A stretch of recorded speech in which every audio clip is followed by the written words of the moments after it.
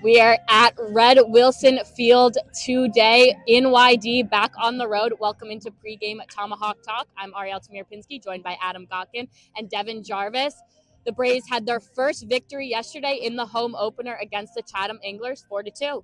A very impressive win for this team. They went down early, gave up a run in the top of the third inning, but I was really impressed with how the offense bounced back right away, got 2 runs in the bottom of that inning, and they never trailed after that. You know, in game one, we never saw this team take the lead after going down 6-0 early.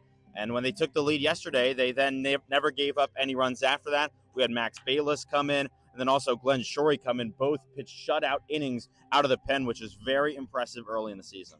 Yeah, absolutely. We already have the lineup for tonight. There's some new faces there showing our offensive versatility. Yeah, maybe not entirely new faces, but some players like Jimmy Keenan, Noah Franco, and Bryce Molinaro are going to get a more solidified shot here in the third game. We saw Molinaro and Keenan in game one in that loss. They looked solid, had some promise. I think Molinaro's going to want a bigger day today, but I'm really excited about Noah Franco. He came in for a sac fly and then flew out in his second at-bat as a pinch hitter yesterday.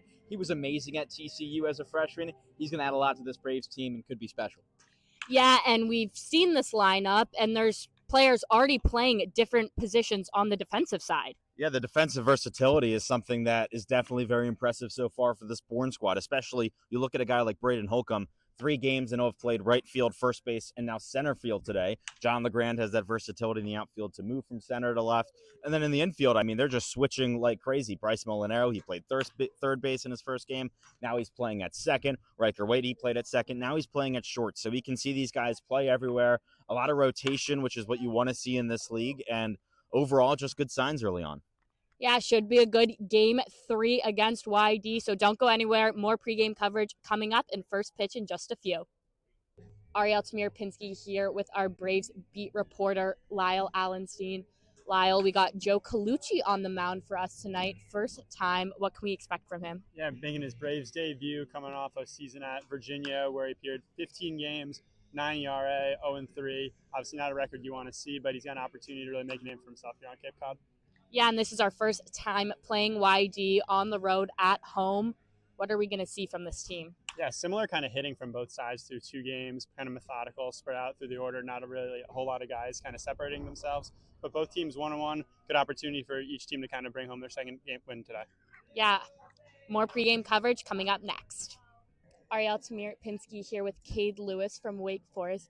Cade, last night you went 1 for 3 with a walk and had that pivotal RBI in the 7th inning. How'd it feel to get the first Braves win? It was good. It's always nice to get the first one out of the way, especially after, felt like on the opening night could have won it, kind of just let it get away in the first inning. But we battled, so it was good to, get the win on the next day. Yeah, and with these summer teams, everyone's kind of coming from different schools. No one really knows each other. How's the team gelling so far? Pretty good. I think everyone's, bringing their shared experiences in. Everyone's accepting of that. And, it's kind of just fun to, because some people know each other from the past, obviously just learning new people and, having a good time. And this is your first summer on the Cape. How are you liking it so far? It's fun, some days are long. It's beautiful weather other than opening night was a little rainy, but, it should be a good time. Absolutely. Good luck tonight. Thank you. First pitch.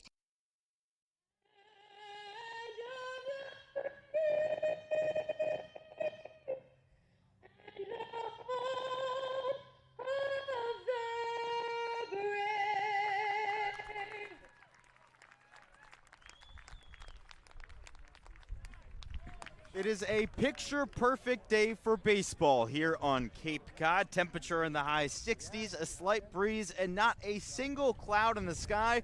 No more perfect weather than to get game number 3 of the 2025 Cape League season underway. The Bourne Braves are taking on the Yarmouth-Dennis Red Sox. Hello, everyone, and welcome into Red Wilson Field. I'm Adam Gotkin alongside Devon Jarvis. Our sideline reporter, Ariel Tamir-Pinsky, will join us later on in the broadcast. Both of these teams enter today's game with a record of 1-1. Devon, Bourne picked up a nice 4-2 win over Chatham last night. Yeah, it wasn't too bad. A really gritty win that had effort from both sides. The pitching staff looked phenomenal, but the bats too. We really saw that top of the order come out. Those bats were familiar, and we were excited for going into the season, they showed up, and that was really fun to see. But a great win, especially in the home opener, too, with a great crowd. Without a doubt, we are just about ready to get underway. So, Devon, why don't you give us tonight's starting lineups? Why don't I do so? We lead things off with John LeGrand for the Bourne Braves. He's playing shortstop today, or rather, he's playing left field today, and he's out of St. John's. Batting second is Cade Lewis out of Wake Forest, playing third base. In the third spot, Braden Holcomb for the first time in that spot, playing center field from Vanderbilt. Batting cleanup, Logan Hughes out of Texas Tech. He slots in at first base today. In the middle of the order, batting fifth, it's Bryce Molinaro making his second start as a Bourne Brave, batting second from Penn State. Noah Franco will get his first start as a Brave, batting sixth, playing right field. Weber Niels, playing catcher, is batting seventh out of Minnesota. Jimmy Keenan is playing designated hitter from Wake Forest, and batting ninth is Riker Waite from Vanderbilt, the shortstop. Cody Miller will be batting first for the YD Red Sox, playing third base from Eastern Tennessee State. Will Baker is the designated hitter from Georgia Tech, batting second. Batting third is Chris Hakopian, playing shortstop from Maryland. Nolan Traeger from TCU is batting fourth, playing catcher. Garrett Wright from Bowling Green is playing center field and batting fifth. Batting sixth is Avery Ortiz from Oklahoma State, playing left field. Batting seventh is Alex Hernandez, playing first base from Georgia Tech. Cider Cannon will be batting eighth from right field, playing right field from Davidson University. And Jomar Carreras from Rutgers is the second baseman, batting ninth.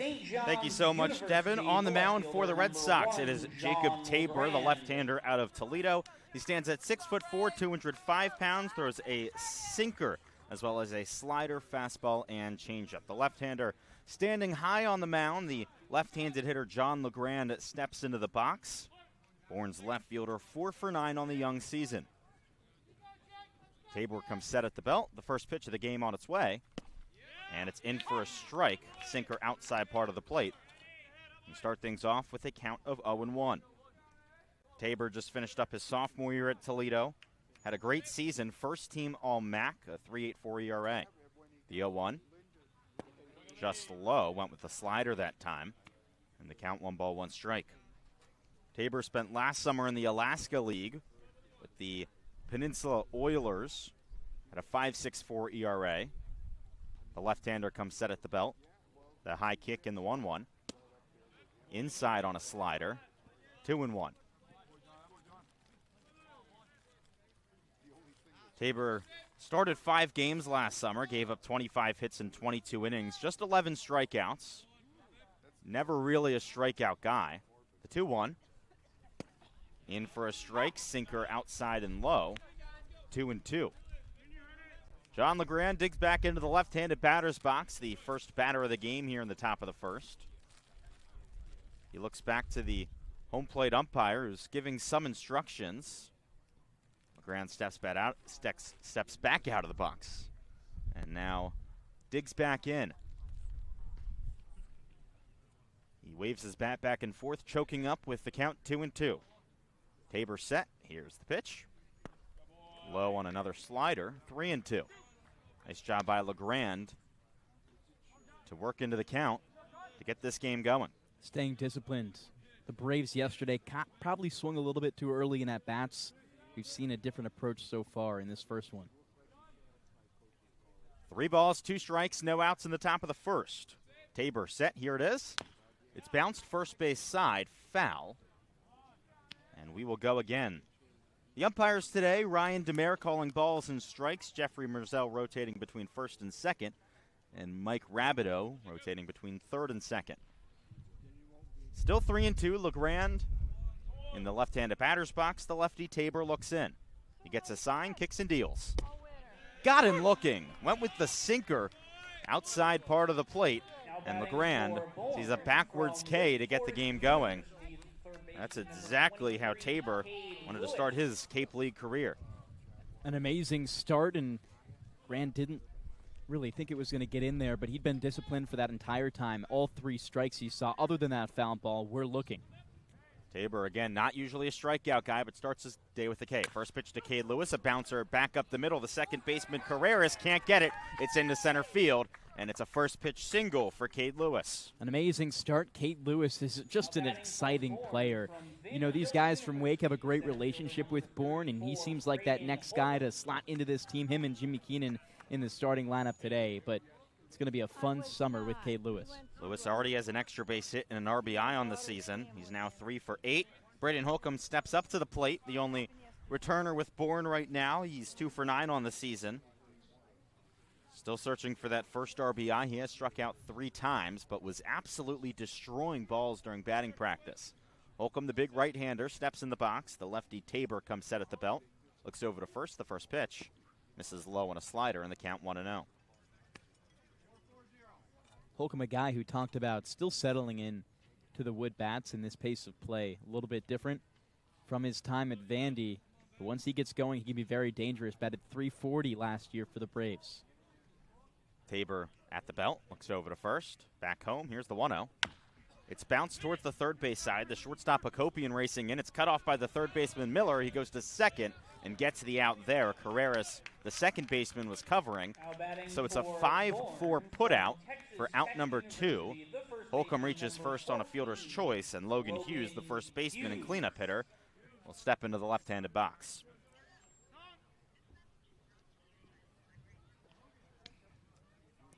Hughes 2 for 8 on the season. Was great in the opener, went 2 for 4 with a double and a home run, but yesterday 0 for 4. When he's been put out, strikeouts have been a bit of an issue. Went down via the K twice, or just once yesterday, but 3 times the first game. Hughes stands in. First pitch. In for a strike, sinker low and away, count 0-1. It's those ebbs and flows in this league. You have a player so hot, earned Cape Player of the Day, according to Codball on Twitter, and then wasn't his day yesterday. Just got to find that equilibrium. Top of the first, no runs yet, 2 outs. The 0-1 pitch. Just outside, another sinker. The count 1-1. Holcomb at first, 6'5", about 240 pounds, but he's got a lot of speed for that frame, already with 1 stolen base this season. Has a decent 3-step lead. The left-hander, Tabor, staring right at him. The 1-1 pitch. Outside, Holcomb on his way to second. The throw is not in time, bounces away from the shortstop Hakopian. That's a stolen base for Braden Holcomb. First of the day for the Bravos and second of the season for the center fielder out of Vanderbilt. Great foreshadowing there, Adam. So Bourne has its first runner in scoring position. We know that Scott Landers loves to steal, especially with 2 outs, and he's already done it in the first. Bravos looking to bring home that first run. Tabor, a long look in, still waiting for a sign, and now comes set with 5 left on the pitch clock. Hughes awaits. They'll look back to second. Here's the 2-1. Catches the outside part of the plate. Went with a sinker. Hughes wasn't the happiest with the call, and the count's 2-2. Between LeGrand and Hughes as well, they've had a really tough time locating these pitches. 5 strikes called right now in just 4 batters. Tabor a chance to get out of this top of the first without giving up any runs. A man in scoring position behind him in Holcomb. The 2-2, runner going. It's popped up foul out of play over the Widey dugout on the third base side. Holcomb will retreat back to second. Hughes takes a few practice swings and taps his bat against his cleats before digging back into the left-handed batter's box. Little hit-and-run action there. Not the most unfamiliar to Scott Landers. Tabor leaning in, his long left arm hanging down. The 6'5" southpaw comes set. The 2-2 offering. Outside on a slider. Hughes works his way into a full count. So 3-2 with 2 outs. You're at the top of the first inning. No score it yet, but a base hit here from Logan Hughes could bring home Braden Holcomb from second. Tabor looks in, wearing the all-white uniform, and brings his glove to the belt. A look back to second. Now the payoff pitch. Hit hard, high into right field. Moving back on it is Cannon. He looks up, moves in, and makes the catch over his head for out number 3. Hughes got a good piece of that, 94 miles an hour off the bat, but just a little bit under. So that does it for the top of the first inning. But Bourne does get 1 hit, strands the runner at second. No errors, and we will move into the bottom of the second, or in the middle of the first inning, and keep things here. Devon, go ahead. Actually, sorry. We'll wait 1 second for Devon to get our ads up, but we've got those for you. Here we go. Right here. Keystone Place at Buzzards Bay is Bourne's premier senior living community, conveniently located adjacent to the Cape Cod Canal. Visit us at KeystonePlace at BuzzardsBay.com. Additionally, Marty's Chevrolet is your dealer for the people. They proudly support the Bourne Braves baseball team. See all our cars and trucks at martyschevrolet.com, and go Braves. Well, with still another minute 45 until the bottom of the first, we'll take a quick break. Be back to tell you all about Bourne starter Joey Colucci in a moment.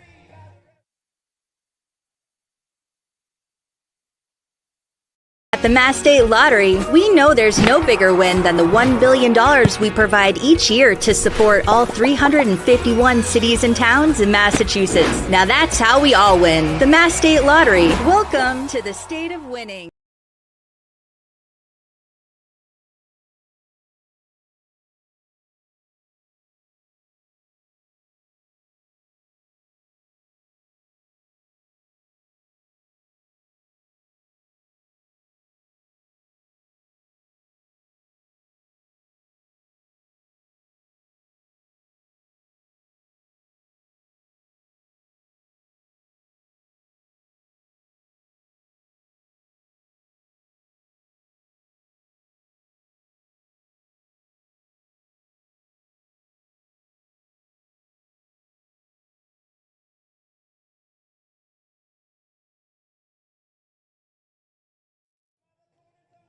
Time for the bottom of the first from Red Wilson Field. No score yet between the Bourne Braves and YD Red Sox. The Sox getting ready to head to the plate for the first time today. Joey Colucci gets the start for Bourne, the big right-hander out of Virginia. Devon, what should we know about him?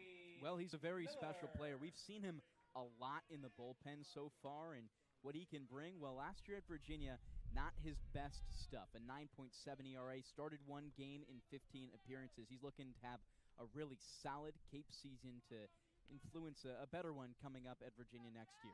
Cody Miller on the box, first pitch. He shows bunt, pulls it back, but it's a fastball right down the middle. And the count 0-1 to get us going. Colucci, as you said, came mainly out of the bullpen for the Cavaliers this past season. Was at Hartford Community College the year before and was the ace. The 0-1 bounced foul towards the YD dugout, and it's 0-2. Colucci had one of the better seasons ever at Hartford Community College. The Owls, one of the best teams every year in Maryland. He had a 1.86 ERA in 63 innings pitched. Spectacular stuff. He also had a whopping 83 strikeouts. The 0-2 misses low. And the count 1-2. Colucci, a chance to get back into the swing of things, get back into the rhythm of starting every week here on the Cape. We've already seen this season, even though we're just 2 games in, relievers put in starting roles struggle, and the opposite. Colucci sets the 1-2. Swing and a miss, strike 3.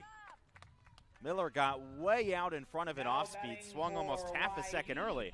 And Joey Colucci starts off his Cape career with a K. Made him look silly. He just reached out so far into the opposite batter's box, too. Did not look like a natural swing. That brings up Will Baker, the designated hitter for the Red Sox. He's been one of the best players in the league through 2 days. 4 for 8 at the plate, including a double and 2 RBIs.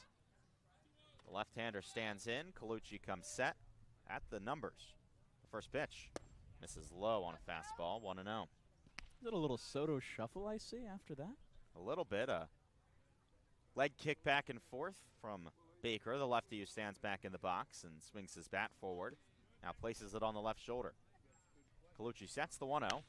Bounced second base side. Molinaro fields and throws it over him to first, just a couple feet away from Hughes. It's well in time for out number 2. Baker goes down 4-3, and that brings up Chris Hakopian with 2 outs. The shortstop, who is in the transfer portal, spent his first few collegiate careers at the University of Maryland and was one of the best players that that program has ever seen.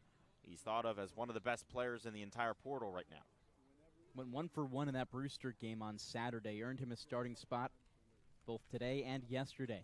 Went 1 for 4 against Orleans. The righty stands in. First pitch. In for a strike on an off-speed. Colucci took a lot off of that one. Went with the changeup at 79 miles an hour. Colucci stands tall on the mound and looks in. The 0-1. Fastball just misses the lower part of the zone. Well placed at 94 miles an hour. Niels tried to frame it in, but couldn't get the call from the home plate umpire. So Colucci looks in. Hakopian awaits. Here's the 1-1. That just catches the lower edge of the zone. Very similar spot, but Colucci gets the call that time. Count 1-2. Hakopian spent a couple days last summer in Chatham, joined the team towards the end of the season. Played a little bit with his brother Eddie, who was also at the University of Maryland. Colucci kicks and deals. Bouncer towards third. Lewis moving in. Fields throws to first in time for out number 3. A perfect start for Joey Colucci. He puts the Red Sox down 1-2-3, and that sends us into the second inning. Don't go anywhere. You're listening to the Bourne Braves Broadcast Network on Cape League TV.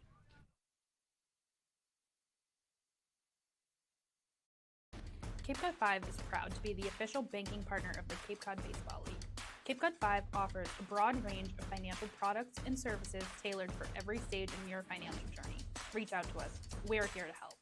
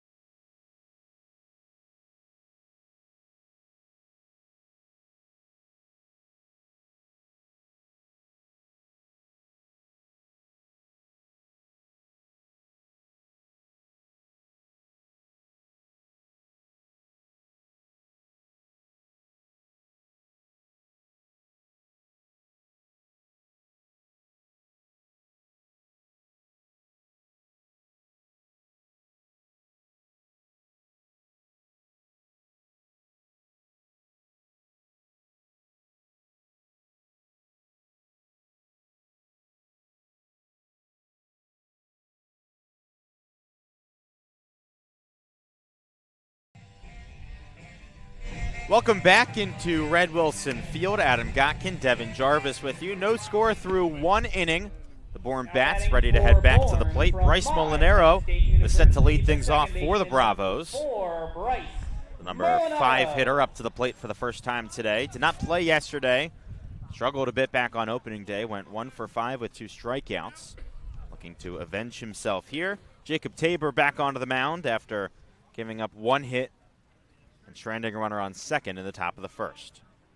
Molinaro, the right-handed hitter, stands in the box. Tabor, the lefty on the mound, comes set. First pitch of the second is outside on a sinker. Molinaro starts ahead in the count, 1-0. Molinaro out of Penn State, wearing his Nittany Lions helmet with the block S on the front.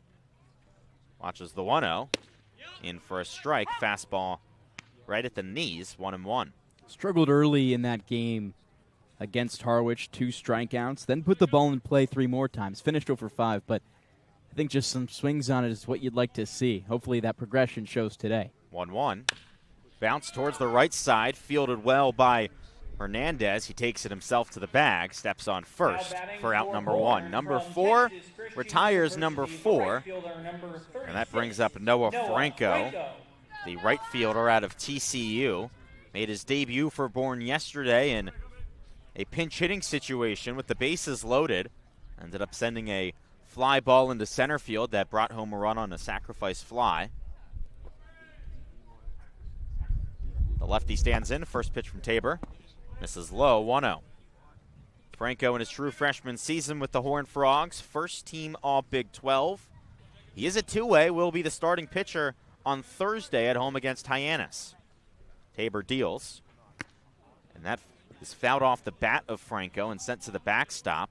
Not even a half swing. Franco went about a quarter of the way around, and it tipped off his bat and headed towards the backstop here at Red Wilson Field. It's brick all the way around except directly behind home plate where it's padding that is painted to look like brick. Tabor deals the 1-1. Upstairs on a fastball, 2-1. No score here in the top of the second. 1 out with Noah Franco at the dish. Tall in the box, 6'5". The 2-1 offering. A slow bouncer back towards the pitcher, Tabor. He fields it off the mound to his right, flips it underhand to first. And that's another ground out, this time 1-3. We've got two gone in the top of the second. A very defensive swing from Franco there. Almost looked like that first quarter swing foul ball. Not exactly committed to it. You're looking for a little more right there. That sends Weber Niels to the plate. The catcher out of the University of Minnesota, right-handed hitter, digs into the box, stands towards the very back of the box with his feet close together. First pitch. Just catches the upper part of the zone, 0-1. Niels 3 for 8 on the season. Yesterday went 1 for 3 with a walk. The 0-1. Misses outside. Another sinker, 1 ball, 1 strike. Tabor was incredible during the middle of the season this past year at Toledo. His 1-1 pitch. Misses outside, 2-1. Between the end of February and mid-May, Tabor never gave up more than 2 runs in an outing. He never really used the strikeout, only struck out 7 twice, has 1 today. 2-1. Foul tip on a fastball into the glove of the catcher, Traeger. The count 2-2. Niels takes a few practice swings and digs back into the box. Now with 2 strikes, takes a step forward. The kick in the 2-2. Swing and a miss, strike 3. Took some off that time, and Niels was ahead of it. It's a 1-2-3 inning for Jacob Tabor in the top of the second. We move into the bottom of the second. Don't go anywhere. You're listening to the Bourne Braves Broadcast Network on Cape League TV.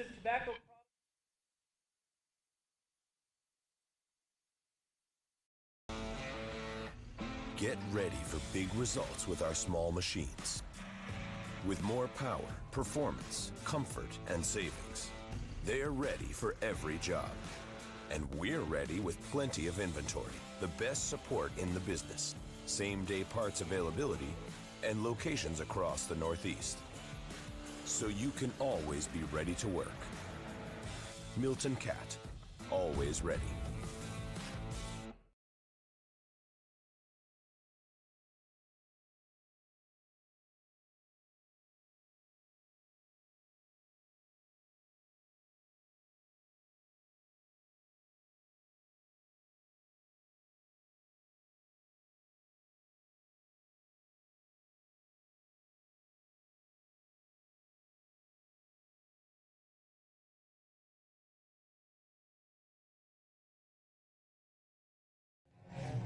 Both pitchers rolling early on. No score as we enter the bottom of the second inning.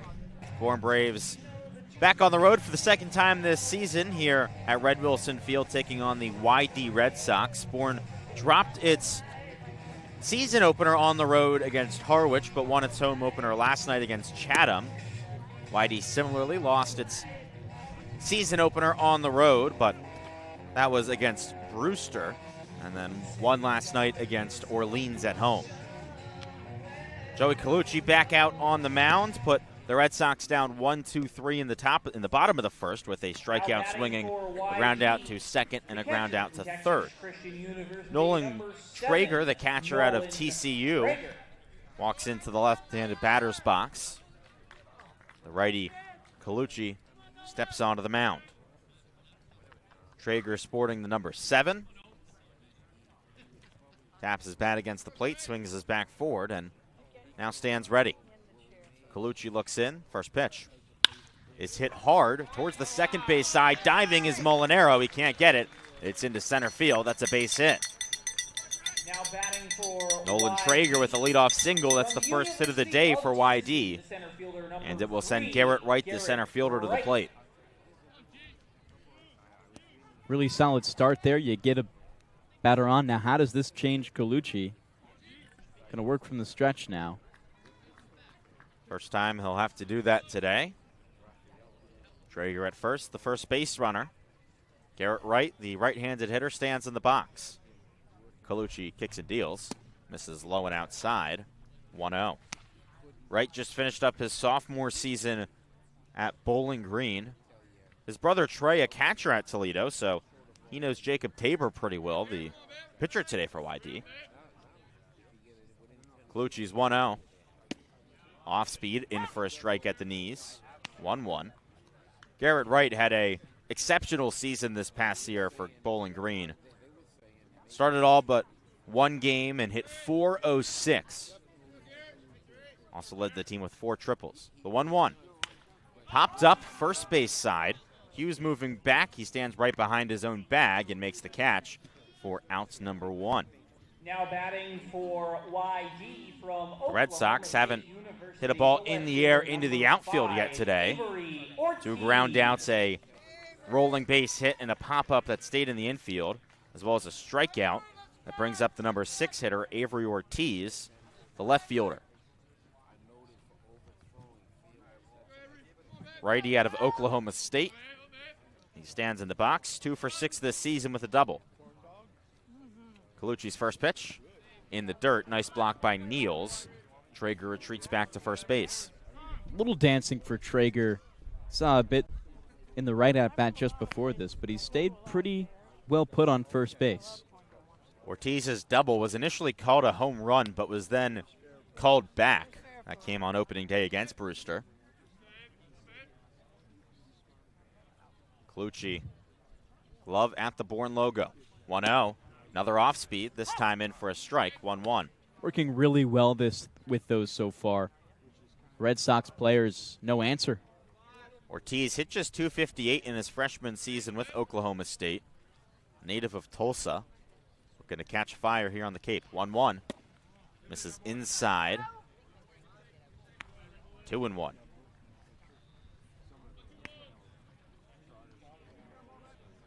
Colucci looks down at his left wrist for the pitch-com device as he's getting the signals from the catcher, Niels. The right-hander kicks and deals.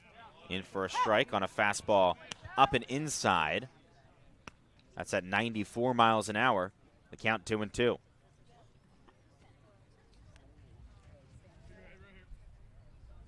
Colucci looks in. Comes set. First base side of the rubber. 2-2. Popped up third base side. Lewis ranging over towards the netting. He watches it fly in towards the crowd, where some fans are sitting in lawn chairs and beach chairs. Count still 2-2. A decent crowd today. 5 p.m. start on a Monday, so the first weekday game of the season. Some fans still coming into Red Wilson Field. People who had to stay at work until 5 trickling in.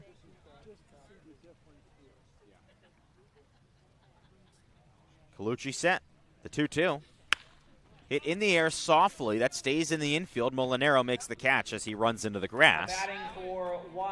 And that's out number 2 here in the bottom of the second inning. Still no score, but Alex Hernandez stands in with a runner on first base. Gotta love what you're seeing right now from Colucci. He's doing a great job at giving these Red Sox batters just nothing to work with. A lot of off-speed, switch it up with some great mid-90s fastballs. And like you mentioned earlier, Adam, no balls yet into the outfield grass. Alex Hernandez stands in. The first baseman watches the first pitch and pops it up. First base side. Hughes in front of his own bench, watches it fly foul. That dropped about 20 feet to our right. Colucci ahead in the count, 0-1.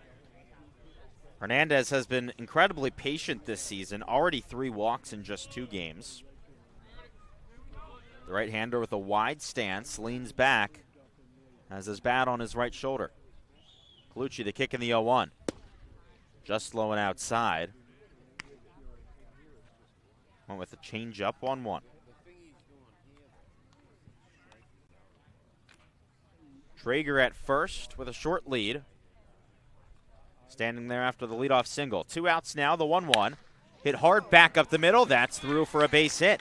Traeger takes a couple steps past second before backing up. He goes 90 feet forward, as does Alex Hernandez. And now runners on first and second for the right fielder, Cider Cannon, who's got to have one of the best names in this league.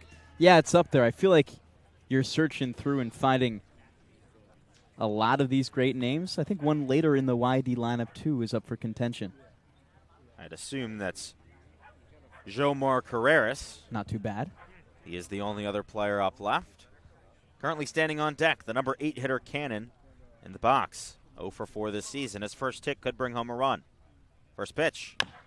Slow bouncer, back up the middle. The third baseman, Lewis, ranging in. Bare hands, throws to first, and it's safe. The throw home. The tag by Niels is applied in time. Traeger tried to go home, tried to catch Hughes sleeping, but a great heads-up play on the throw home for out number 3. And that does it for the second inning. Still no score.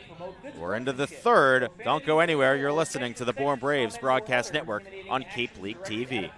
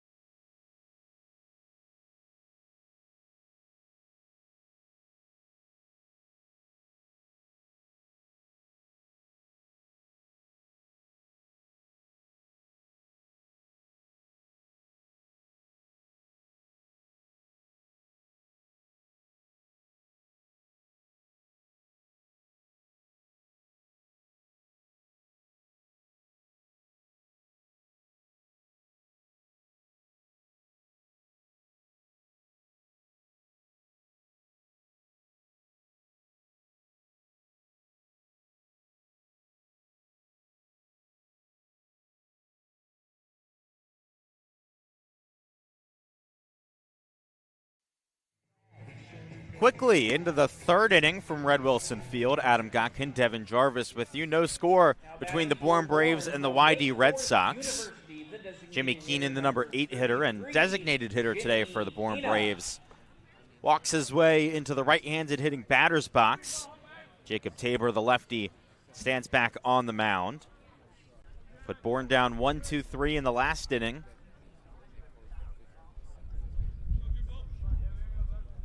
Takes a long look in, gets his sign from the catcher Traeger, and comes set. Keenan with his hands far back in the stance. First pitch. Fouled back to the screen, and the count 0-1.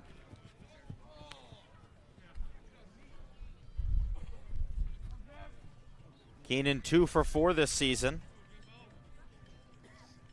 Didn't play last night. Was probably the second best hitter back on opening day other than Logan Hughes. 0-1, fouled back towards the same spot behind home plate. That's 0-2. Keenan had a double back on opening day. Extra base hits are not easy to come by early in the season on the Cape, so anyone you get is a very good sign of potentially things to come. Tabor set, ahead in the count, 0-2. A deep breath, then the pitch. Low. That time a changeup. Just high of the dirt. Count 1-2. Keenan hoping to spark a Bourne rally, get the first run across. As Tabor's 1-2 pitch is a half swing in the dirt. Traeger picks it up, throws to first, and it's well in time as Hernandez steps on the bag for out number 1. Already strikeout number 3 for Jacob Tabor. Not a guy who's necessarily known for his K ability, but looking strong so far. Yeah, that's what's interesting here. Unlocking a new part of his game and a lot of swing and miss pitches for this Brave team right now. Riker Waite steps into the box, the right-handed hitting shortstop. First pitch he sees. In for a strike at the knees, 0-1. Waite 0 for 1 back on opening day, but he reached base 3 times. 1 walk, 2 hit by pitches. He scored a run, stole a bag. The 0-1. Misses low, gets away from the catcher Traeger. 1 ball, 1 strike the count. Top of the order due up next. John LeGrand standing on deck, about 6 or 7 feet in front of us. I'm sure he can hear every word we say, Devon.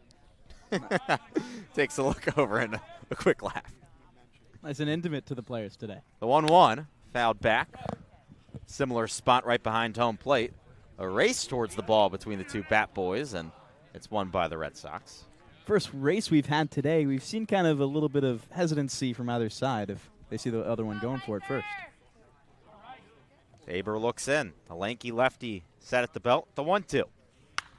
Popped up on a high fastball, straight back, right over our heads, and that's going to land, in the bleachers right behind us.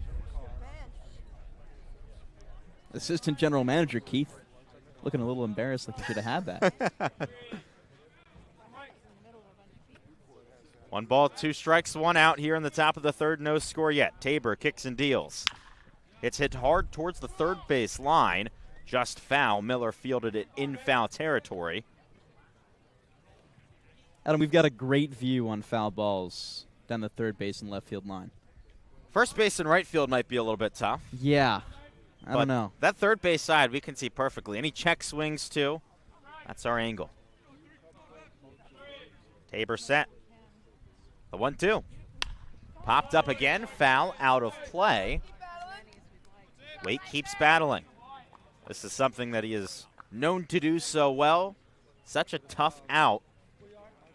Always a guy who's going to get on base via the walk, hit by pitch, never make it easy. Tabor's 1-2 offering. Just outside and upstairs, 2-2. Really nice take there with 2 strikes. Smaller build, too, so he's going to have that smaller strike zone. He loves to draw these walks, and he's doing a great job at it this season so far. Tabor set, the 2-2. Low and inside, 3-2. Waite works his way into a full count after falling behind. Another close battle for the ball behind home plate between the Bat Kids. Count now full. Tabor set. Here's the payoff pitch. Swing and a miss, strike 3. Brought back the speed, 89-mile-an-hour sinker. Waite couldn't catch up to it. That's the 3rd straight strikeout for Tabor, his 4th of the game. And that brings back up the top of the order the leadoff man, John LeGrand, who went down looking to start off the game, steps back into the box with now 2 gone in the top of the 3rd, but still no score. Way to stick in that bat for Tabor, too. Felt like he was leaving it. Waite was waiting for him there, you could say. We'll have to wait for LeGrand to see his first pitch as the catcher, Nolan Traeger, makes his way out onto the mound for a quick meeting with his pitcher. And now also there's a man on his way out of the dugout to speak with Traeger as well as one of the trainers. He's pointing to his left wrist, and that's not a good sign. The trainers make their way out, and it looks like some stretching now in the YD bullpen, as well as someone getting loose starting to throw, with concern now on the field for Jacob Traber, who looked incredible through 2 2/3 innings, but felt something after that pitch. Currently looking at his left arm. That is his throwing arm, and Traber will head into the dugout, so his day is done early. That's something you never want to see. We hope for all the best with Jacob Tabor, but he will head out. Scott Pickler has to go to the bullpen early on, and we will step aside. With 2 outs in the top of the 3rd inning and no score, we will let you know who the new pitcher is when we come back. A little bit of an extended break here as he's got all the time to warm up, but don't go anywhere. You're still listening to the Bourne Braves Broadcast Network on Cape League TV.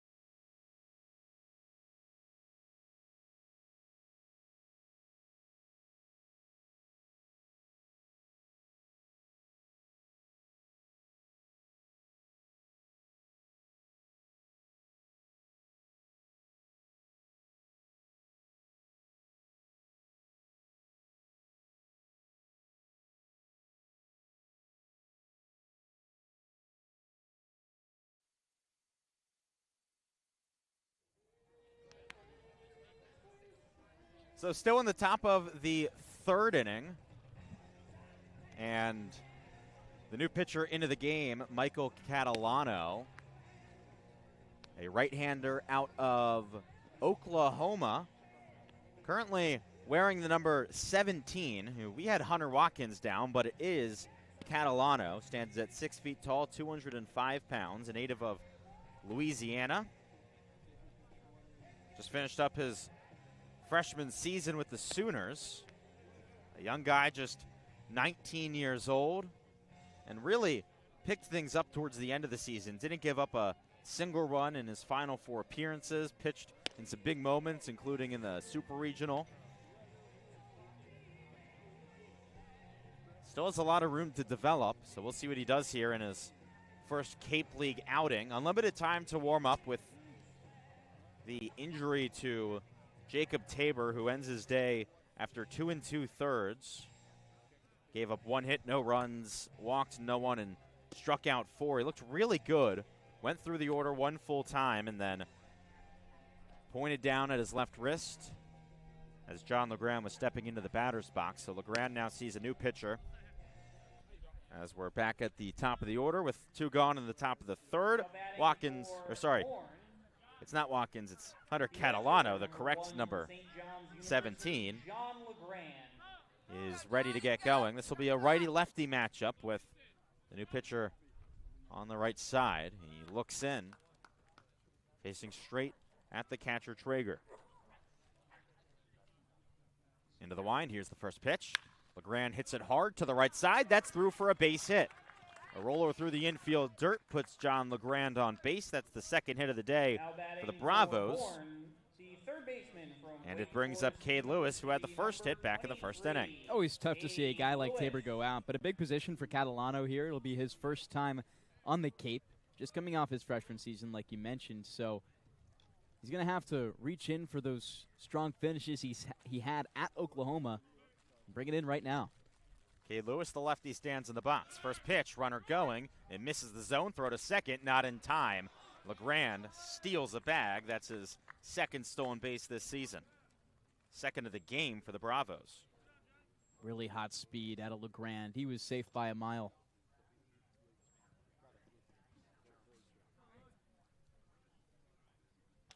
Catalano takes a second to readjust on the mound. He now looks in.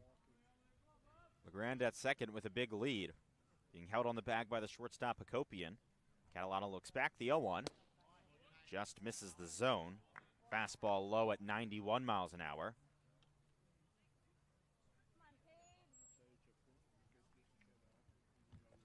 Lewis got an RBI yesterday on a double in the 7th. Would love another one here. 1-1 in the dirt.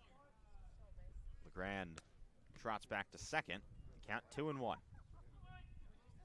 Bourne has yet to score first this season. Went down 6-0 back on opening day. Went down 1-0 yesterday. Lewis, the lefty, awaits. The 2-1, here it is. A half swing. Did he go? The appeal to second, no. Pitch missed low. The count 3 balls, 1 strike. With that steal for LeGrand, too, puts a lot of pressure on Catalano just coming into this game. Got a runner in scoring position immediately. It's that mind game that gives Bourne that advantage. With LeGrand's speed, a base hit would probably score him. 3-1. That misses low, ball 4. Lewis works a walk. And Michael Catalano has now allowed the first 2 runners he's seen on base, with Braden Holcomb stepping in. The big right-hander out of Vanderbilt reached on a fielder's choice and then stole second back in the first inning. And said this earlier, but during batting practice, he looked maybe the best that he's looked in 2 years in Bourne. Hit maybe 3 homers in a row at one point, at least 6 or 7 out. And this is a short field, so a powerful guy like Holcomb can definitely eat here. He's got 2 on with 2 out, still no score in the top of the third. First pitch to Holcomb, misses low. On an off-speed, 77-mile-an-hour slider, the count 1-0. Trees 60 feet above the fence, and he was hitting those, the top of them. It's about 360 to center field. The fence pretty high, about 10 feet all around. The 1-1 will have to wait as Catalano steps off and sends a toss back to second, trying to keep LeGrand close with his speed. Although anything into the outfield that's a hit would most likely bring him home anyways, unless it's a perfect throw and a laser at someone. Catalano looks back to second, the 1-0. Outside fastball. That time at 92 miles an hour, 2-0.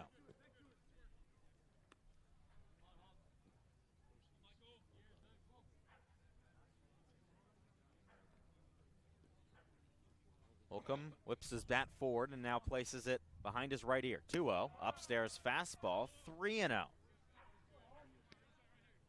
Catalano gave up a single to the first batter he saw. A 5-pitch walk to the second, Cade Lewis. It came in with 2 outs, but has put 2 runners on and now behind 3-0 to Braden Holcomb. Catalano kicks and deals. That just catches the upper part of the zone at the numbers. A fastball, the count 3-1. Only had 9 walks in the entire season just a few months ago at Oklahoma, so he's not a high walk rate pitcher. Struggling a bit to find the zone here in his first outing on the Cape. Catalano looking to get out of it, 3-1.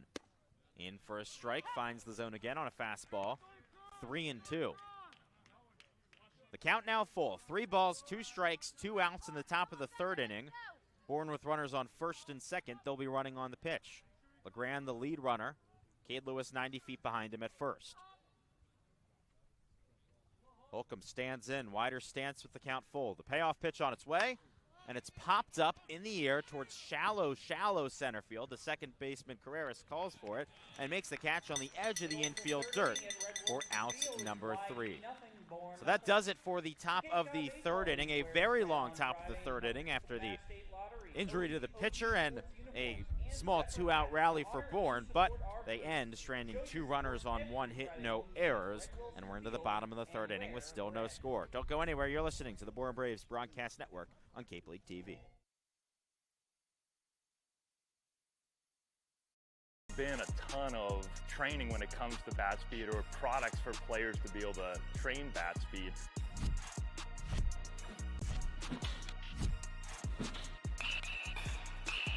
You can improve your bat speed and reach your goals working 10 to 15 minutes a day on this a couple of times a week. That's a no-brainer for every player.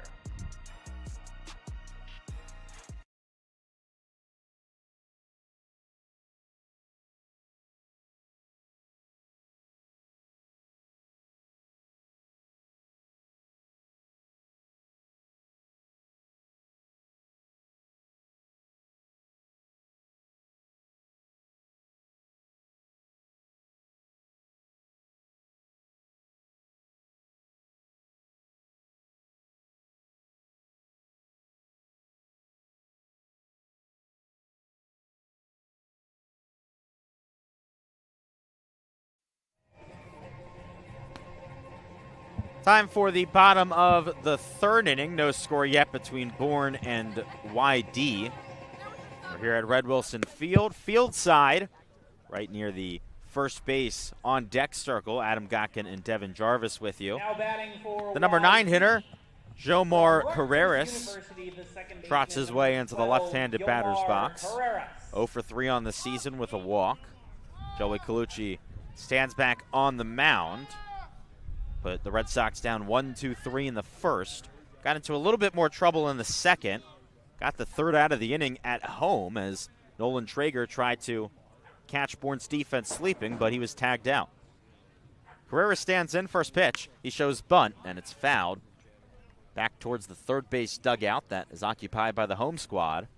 The count 0-1. I think that's the first bunt we've seen in 3 games so far. You don't see that many guys bunt in summer ball. Most players will swing away. However, Scott Pickler, the manager for the Red Sox in his 27th year, is known to play some more old-school baseball. The 0-1. Upstairs and outside, 1-1. Pickler, a legend of the sport, of course, for his time here on the Cape and his time as a junior college coach out in California. Got his 601st win yesterday. 1-1, fouled off over the third base netting. The count 1-2. Pickler is the all-time winningest coach in Cape League history. Scott Landers, manager for Bourne in his 4th season. And if he can continue the pace he's on, he might have a chance to get there. Landers has won 2 championships and lost in the title in his 3 seasons. Racking up those playoff wins, but he's going to have to be here for a long, long time. Colucci's 1-2. Upstairs and outside, 2-2. Carreras, a freshman out of Rutgers. He's a switch hitter, but from the left side right now, a member of the Big Ten all-freshman team this past year for the Scarlet Knights. 2-2. Outside, 3-2.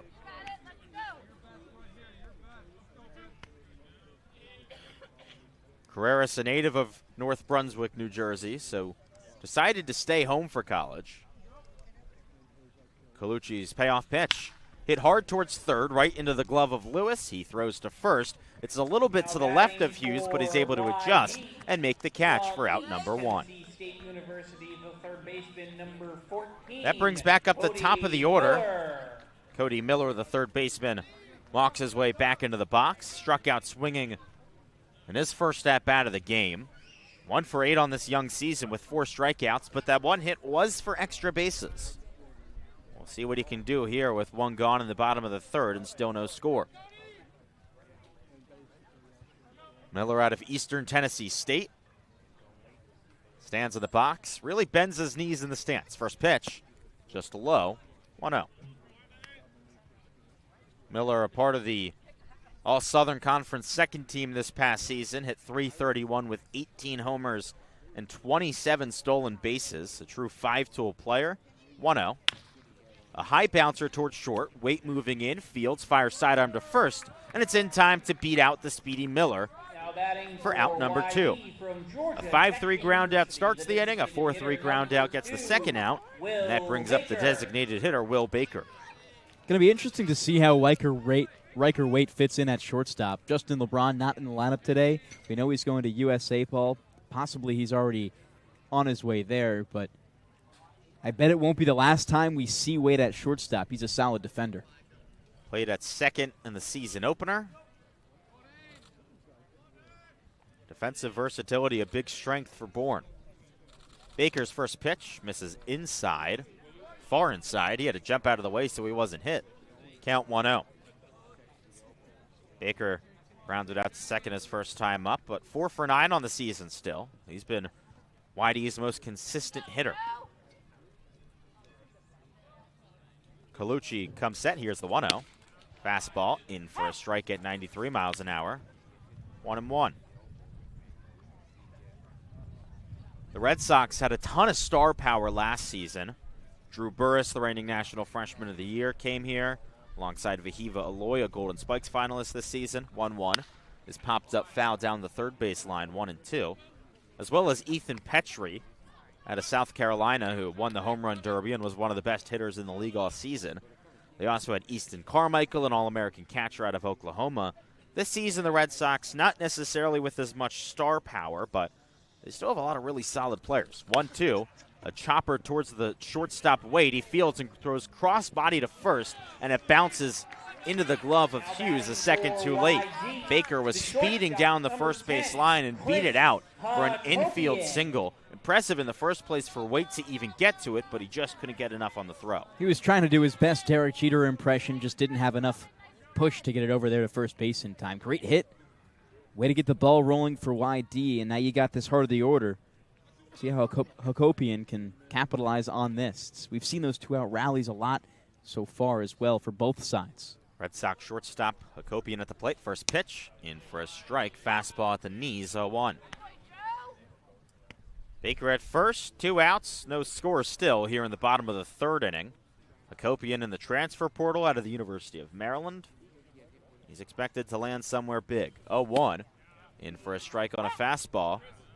94 miles an hour. Colucci can get out of it here after the 2-out single.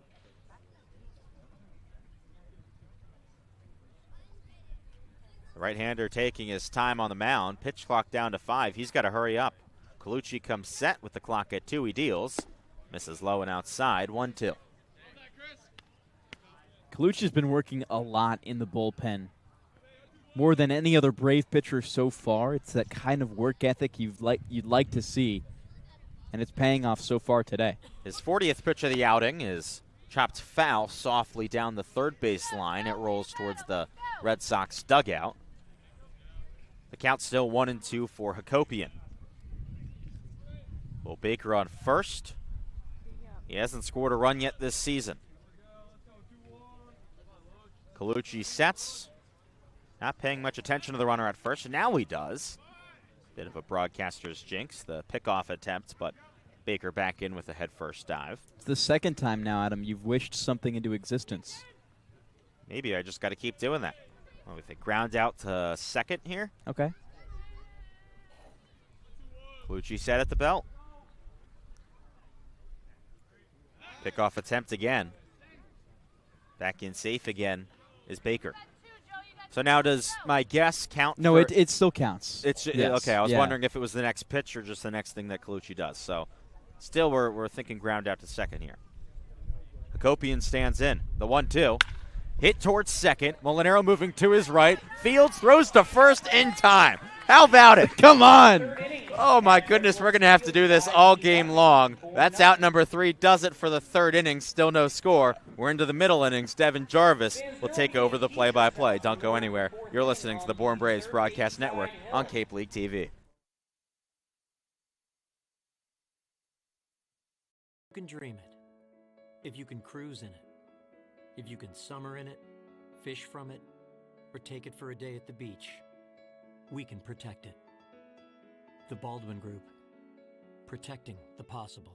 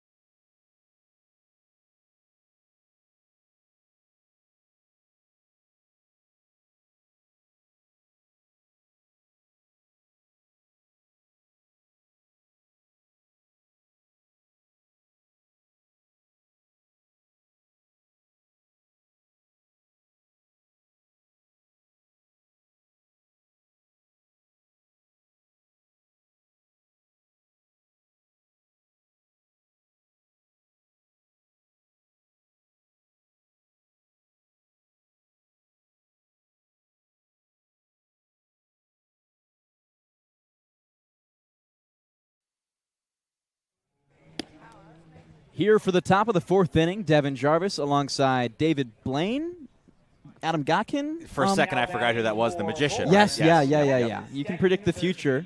Let's see. Let's save the predictions for later in the game when they're more consequential. No, I think I got to keep going here. You got to keep going. All right, fair enough. Well, first batter of the inning will be Logan Hughes. He digs in from the left side. Hughes flew out to right field to begin his day. Ended the first inning with that hit. Now, for the first time, he sees Catalano. I'll say double into left. Let's see how it goes. Catalano from the right side. First pitch, just low of the zone, called for a ball. I want to be a little more clear here. Are these predictions at-bat predictions? Outcomes. Okay. Next pitch just inside. Hughes is going to spin out of the way, dodge it. 2 balls, no strikes. Hughes, a player who's had the ups and downs already this season. Cape Cod Player of the Day on Saturday as the 2-0. Cut on and missed by Hughes. A big swing as he loses his footing. Not a lot of action offensively for either side. No extra base hits. Deepest player we've seen in the base path was to second. 2-1 pitch called for strike number 2. Catches the outer third of the zone. Now your prediction made both of us think of when Mike Blowers predicted Matt Tuiasosopo's first career home run, the 2-2. Fouled back into the netting. That prediction was more impressive, though, because he predicted the count, where it would land, and again, it was a first career home run. Yeah, Mine was he just picked a the ground ball to inning, second. the at-bat, the pitch it would be, the count, and the player. Great clip. The 2-2. Fouled left field. You said double in the gap? I said double down the left field line for a okay. second off the bat. I thought that was it. Yeah, hooks toward the YD bullpen on the left half of the field. Wind blowing right to left, so maybe you got that going for you. We'll do it again with 2-2. From the windup, here's Catalano. High, just by the brim of Hughes. For the first time, he's not rocking those beautiful Oakley sunglasses. Now you don't have someone to rock those Oakleys with you, Adam. Yeah, I know. They look good. 2-2. 3-2 rather, grounded straight up the middle. This one a slow grounder. Hakopian throw to first, just in time. A good pick by Hernandez, and Hughes smiling it off. Thought he may have had it. Just a foot too late. That's just a great play from Chris Hakopian. There's a reason he's one of the top players in the transfer portal and one of the top players really in all of college baseball. A lot of people talk about his bat, but he can do things like that in the field. The spin and the throw as he's past second base, just special stuff. And a great pick at first, too, to get that out. Yeah, Hernandez a good job there. New batter, Molinaro. First pitch, bottom of the zone, a called strike one. Catalano, after struggling a little bit getting going, he came in just after Riker Waite, so for the top of the order. This is now his fifth batter. The 0-1. Fastball just a bit outside. Pretty much everyone's given him some trouble so far. Getting into deep counts, making solid contact on foul balls. Holcomb was probably the easiest at-bat as the 1-1 is in the dirt, skips past, and goes against the backstop. 2 balls, 1 strike. As Molinaro didn't have his day. Didn't have the day he hoped for, you could say, on Saturday against Harwich. Went 0 for 5, looking for a better one today. The 2-1 pitch. Cut on and missed. A clean 92-mile-an-hour fastball. Back into the glove of Traeger.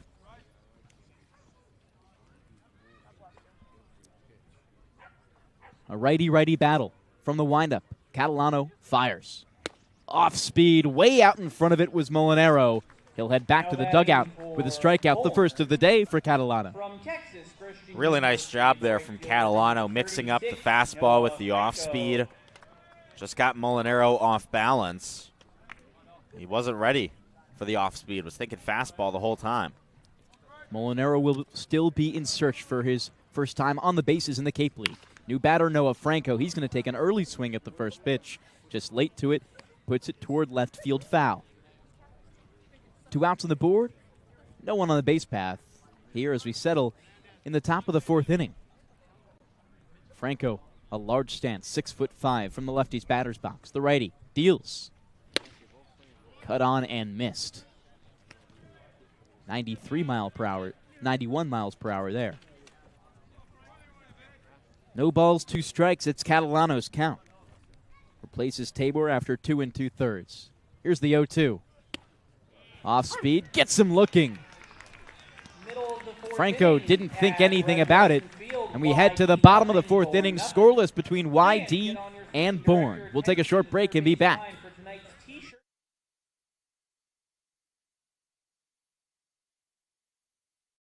Here at the Mass State Lottery, we're known for our monster wins. But there's no bigger win than the $1 billion we provide each year to support all 351 cities and towns in Massachusetts. In our game, we know that supporting local businesses and helping communities is how we all win. Because at the lottery, we're all playing for the home team. The Mass State Lottery. Welcome to the state of winning.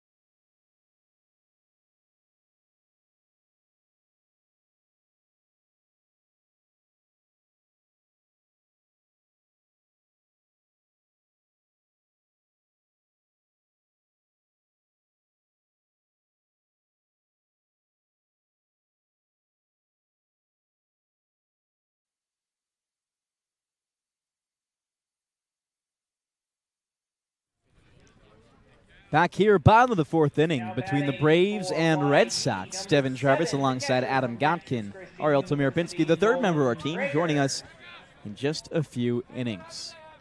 Well, Joe Colucci's been really solid so far. Pitched 3 scoreless, and now he sees Nolan Traeger. The TCU behind the dish defensively today. The Horned Frog will step in from the left side, waggle his bat, and look for his first offering against the righty from UVA. First pitch, catches the top edge of the zone. I got to think the most impressive part of this outing so far for Colucci is how efficient he's been.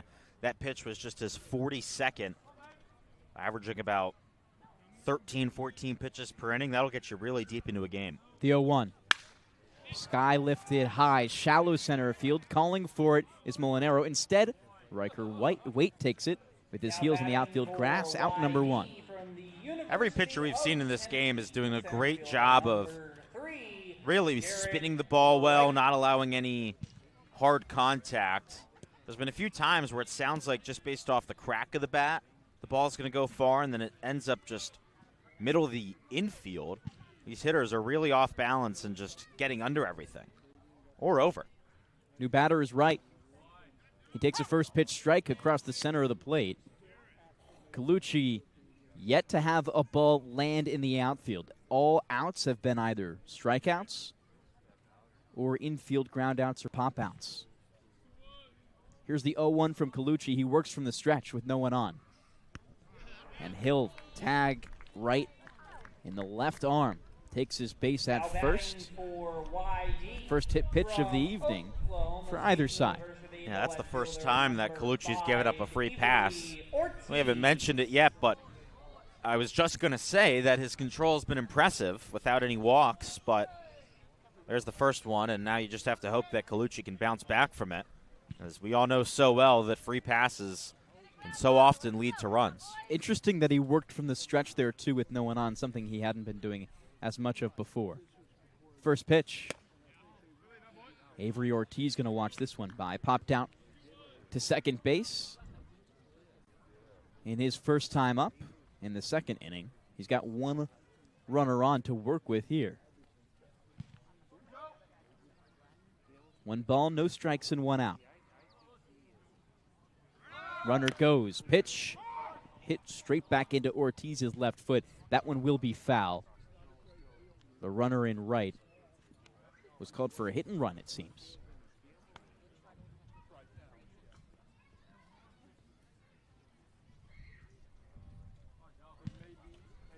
Action in the base path. Again, we haven't seen a runner get to third other than when Nolan Traeger was thrown out at home. No one's been set past second base. The pitch, 1-1 in the dirt. No action from right at first base. Ortiz from Oklahoma.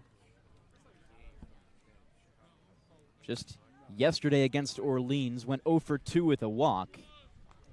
Batted 6 when he played left field. He's there today as well. Got pinch hit after his second at-bat. Here's the 2-1 from Colucci. Looks over to first. Tag applied late on right as he dives in head first. A soft toss back from Hughes to the rubber. That was a nice pickoff move. It's pretty close. Of course, a little harder for lefties as they got a spin for it. But nearly had right at first base. Back from the stretch is the righty. It's a righty-righty battle. He fires. Passed. Weber kneels in the backstop. A free pass to second base as Garrett Wright stands up, motoring into scoring position. That one likely a wild pitch. I think definitely, and it is officially scored as a wild pitch. Just got overthrown by Colucci. Here's Ortiz as he adjusts his left sleeve. Waves his black bat 3 times in the back of the righty's batter's box. Colucci a look at second, comes home. A called strike 2. A big one in the 3-1 count. Now it's full. 1 out on the board here in the bottom of the 4th inning. Score remains tied at zip. Colucci going to bring his blonde leather glove to center. He fires. Off speed, straight back up the middle. It's into the gap. Wright going to think about coming home. Gets the stop sign after initially getting the call to make the run. He'll stay put at third. Runners on the corners for YD. I think that's a smart decision to keep right at third with the arm of Braden Holcomb in center field. He's got a cannon. With how shallow it is, he's already playing pretty close to home. They've already got him one out at home today. So definitely you don't want to risk it and have 2 outs at home in the first 4 innings. By far the hardest hit ball of the day for YD as well. Big spot for Alex Hernandez. 1 out on the board here in the bottom of the 4th inning. YD looking for their first run of the evening. Colucci facing away and toward one runner on the corner. The pitch, off speed, just misses low and away. Now he's up into the 50s pitch count-wise. This is where you see really the difference between starters and relievers. It's been a while since Colucci's started a game and got in length, so potentially some fatigue here as he came out of the bullpen at UVA. The 1-0 pitch, fastball, center field. Going to be fielded by Holcomb. The throw as right tags from third base is just late. A sacrifice fly from Alex Hernandez as he gets his first RBI of the season. YD up 1-0. That was a really close play at the plate. Great throw home from Braden Holcomb. It's just unfortunate that Garrett Wright, one of the fastest players on this YD team, its center fielder, was the guy at third base. Just about anyone else, and I think Holcomb would have gotten the out at home. Just a rocket he has there from center field. Next batter up, Cider Cannon. Now it's all about limiting for Colucci. That's what Scott Landers talked about after the last game. He was really impressed with how they were able to do that. Still a runner on first in Ortiz. Runner goes, chopped grounder. Molinaro fields in front of second base. Sidearm toss to first. Hughes gets him. And there's that limiting on a showcase. YD is going to score 1 in the bottom of the 4th inning. Braves are going to bring their bats out for the top of the 5th. We'll be back after a short break. Stay with us.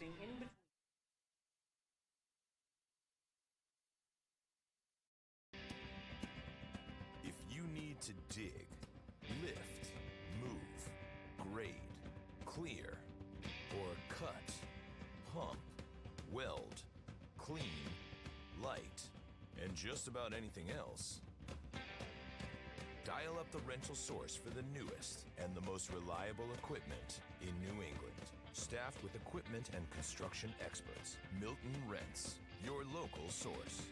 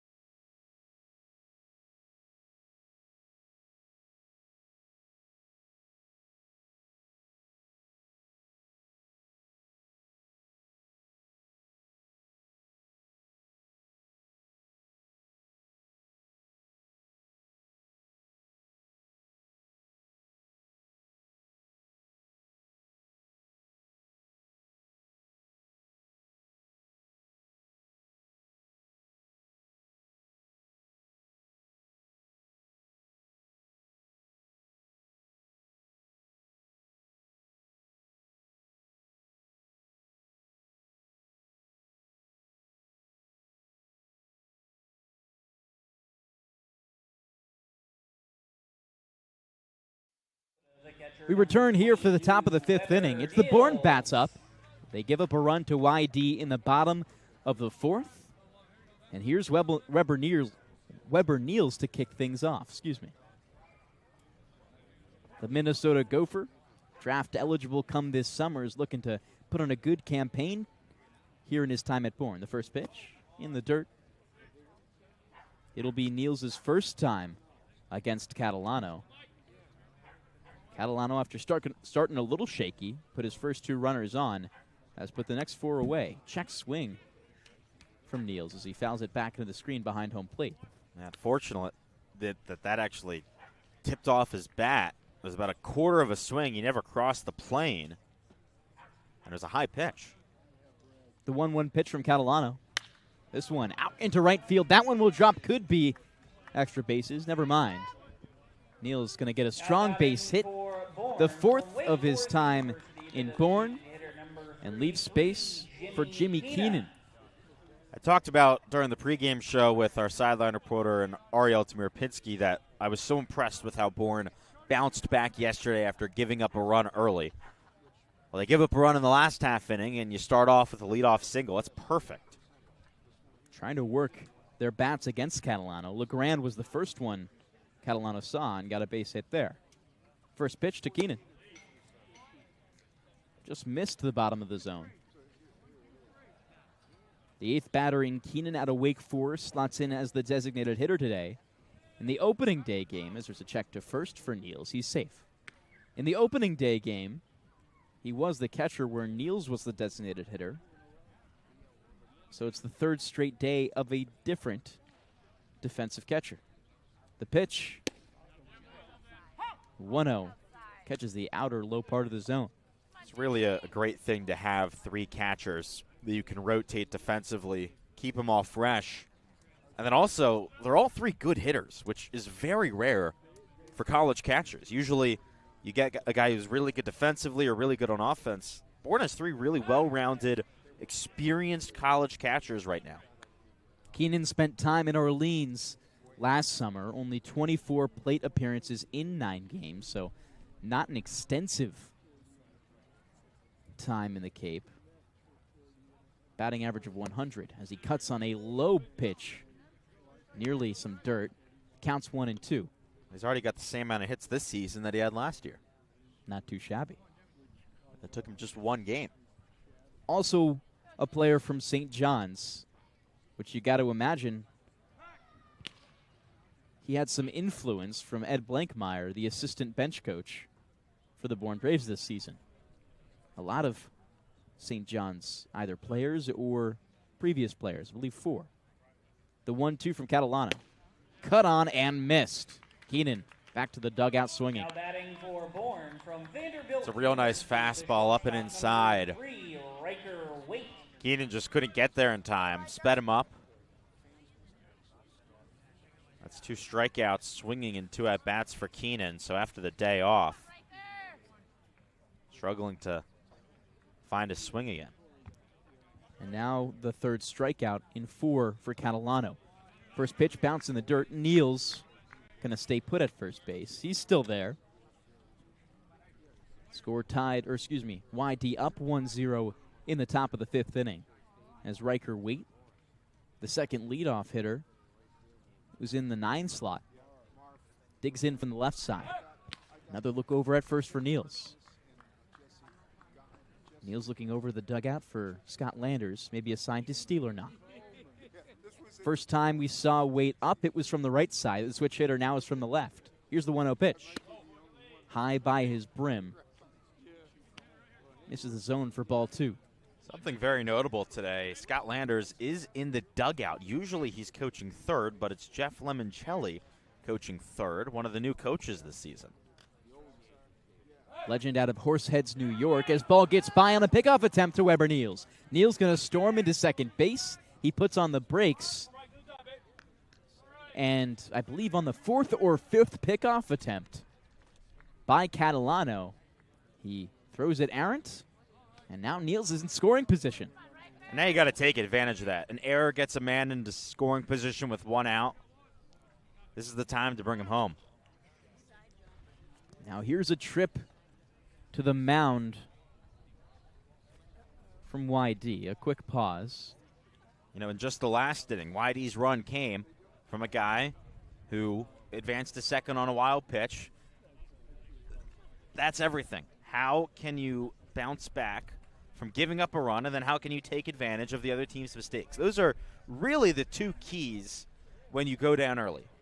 Bounce back right away and take advantage of the other team's mistakes. That can really make things easier for you when you're trying to come back, because the longer you wait, if you're not taking advantage of the other team's mistakes, then things start to get frustrating. But here after that error, a big spot for Bourne to try and tie this game up quickly like they did last night. Bourne have been the victim of other teams capitalizing off of Bourne errors. Now they're looking to do that same thing, but from the other side. The 2-0 pitch. White, it's going to get past Traeger, and Niels now on 3rd base. Could see some action in the bullpen, and that we do. Well, now you really got to bring the runner home. A 3-0 count, 1 out, and you wonder if Wade at all gets a green light here. Any ball into the outfield would score the run and tie it.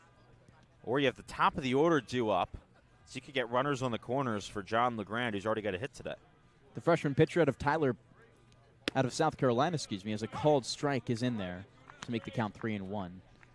Tyler Pitzer, the freshman pitcher out of South Carolina, is getting going in the bullpen as it's a 3-1 count here for Riker Waite.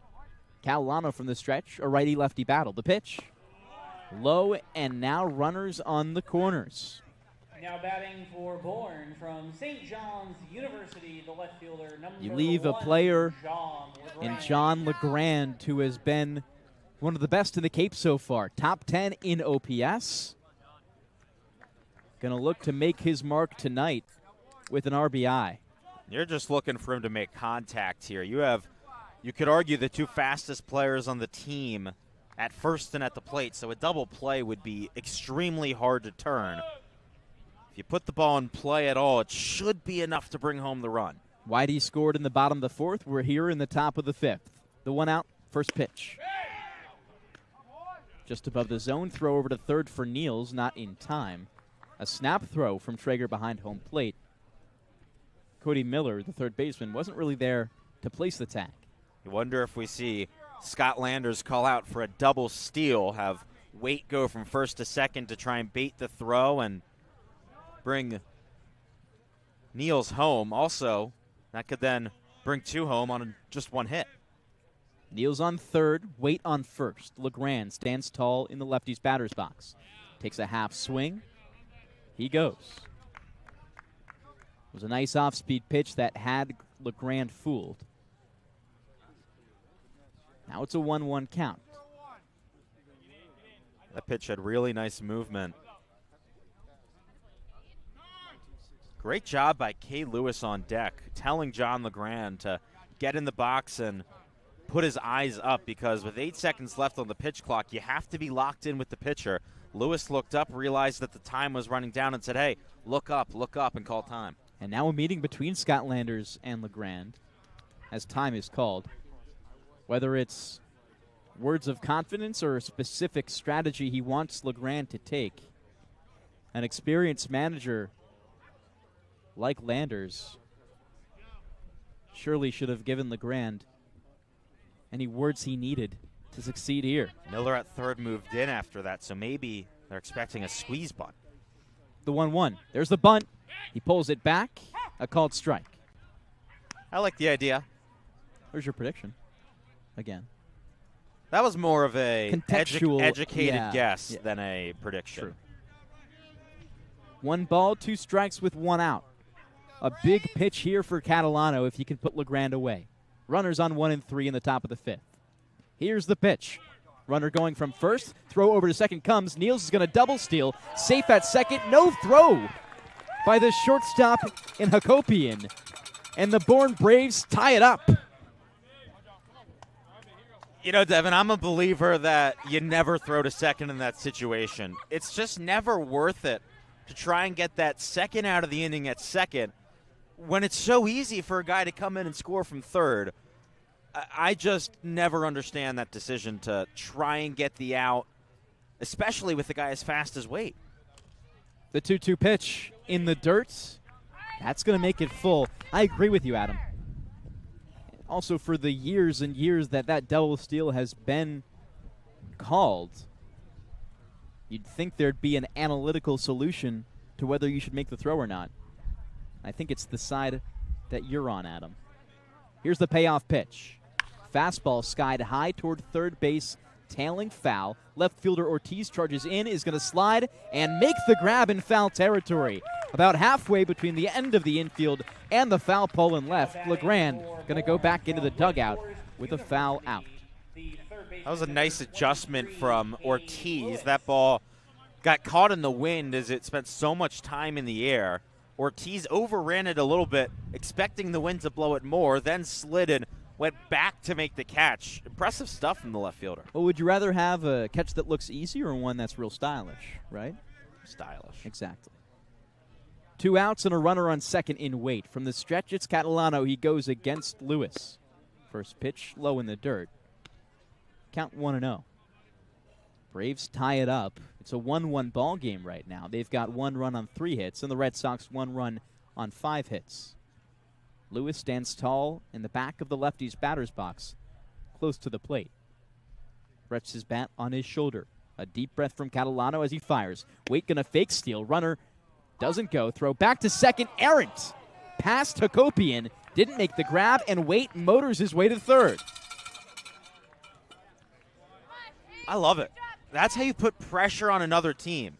You start to just get their blood flowing a little bit. You don't make things easy. A little fake steal, force a throw into second, force a throw anywhere.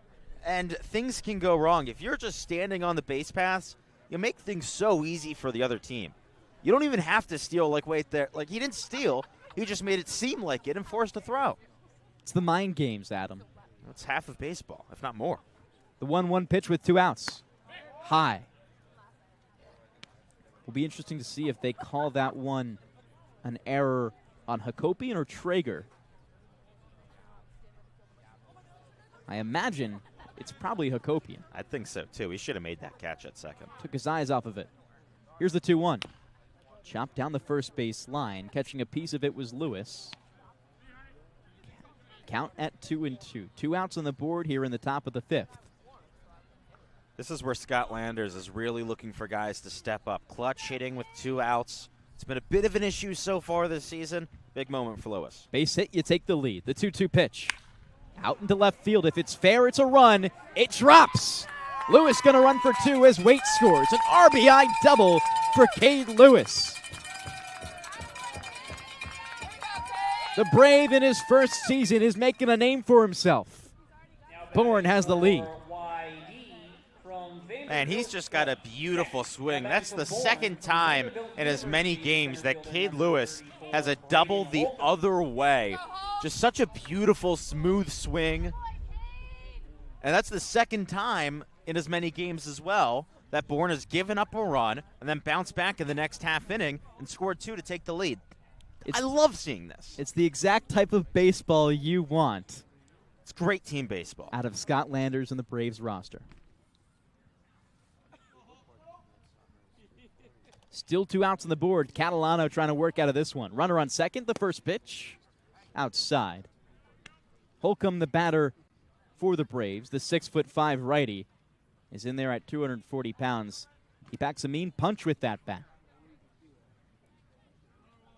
Failed to reach on a hit in his first 2. A fielder's choice in the first inning. And a pop out to second base in the third. The 1-0 pitch. He takes for a called strike on the outer half of the plate. Holcomb also one of those hitters similar to Lewis who you expect to be performative in this situation. Lewis going to take a 5-step lead at second base, no one covering the back. From the stretch is Catalano. Peers at second, comes home. Way out in front of it was Holcomb. A swung on strike 2. Braves go empty in their first 4 frames. Now they've got 2 in the top of the 5th, looking to add to that total. Still a runner in scoring position. Have only stranded 1 in scoring position so far. The 1-2. High and outside. Rather 2 in scoring position.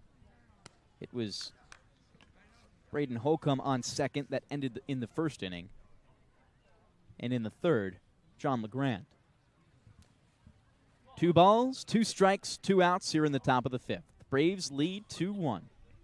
Catalano could get 1 pitch to close this inning he wants to forget about. The 2-2. Out into right, left center field. And it drops at the wall. Lewis with ease going to score on this one. Holcomb on his way to second with a stand-up RBI double. Now batting for Bourne from Texas Tech University. An amazing back-to-back performance from Lewis and Holcomb. Just like that, the Braves are up 3-1. And bam, there's the power. First RBI of the season for Braden Holcomb. Also the first time that Cade Lewis crosses home. 2 guys that you hope to hear a lot from. Connect for a run, and That's what Braden Holcomb has been doing all day since batting practice, just demolishing baseballs. That last one, 104 off the bat.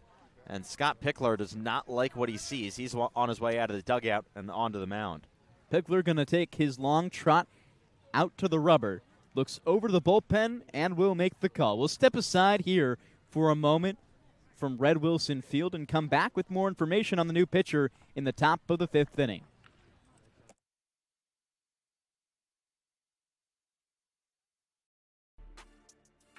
You can make any bat feel lighter by adding a velo puck knob. Instead of having to go get a whole entirely new bat, you can simply add the puck to it. Players can use this with any bat. It's basically going to shift the weight of the bat a little bit more towards the hands. Players are able to hit the ball a lot harder just by simply adding the puck on.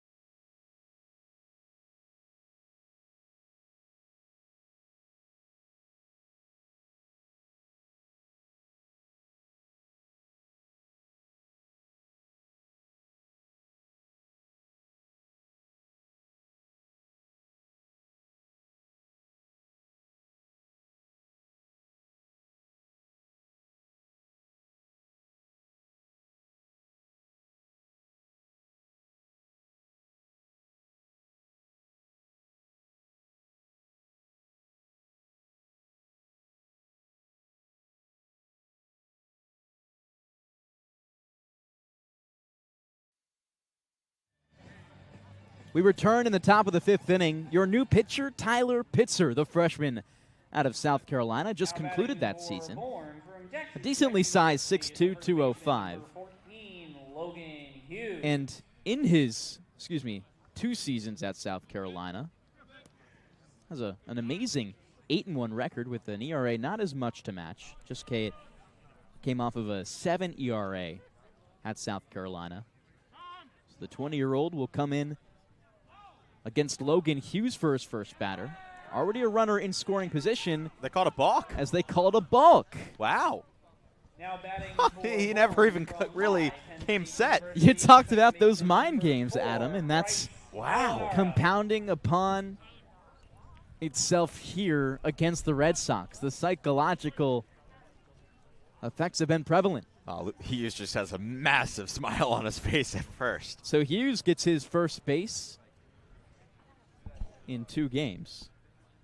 And now it's Bryce Molinaro. 2 outs on the board, runners on 1 and 2. It's Hughes and Holcomb. The first pitch.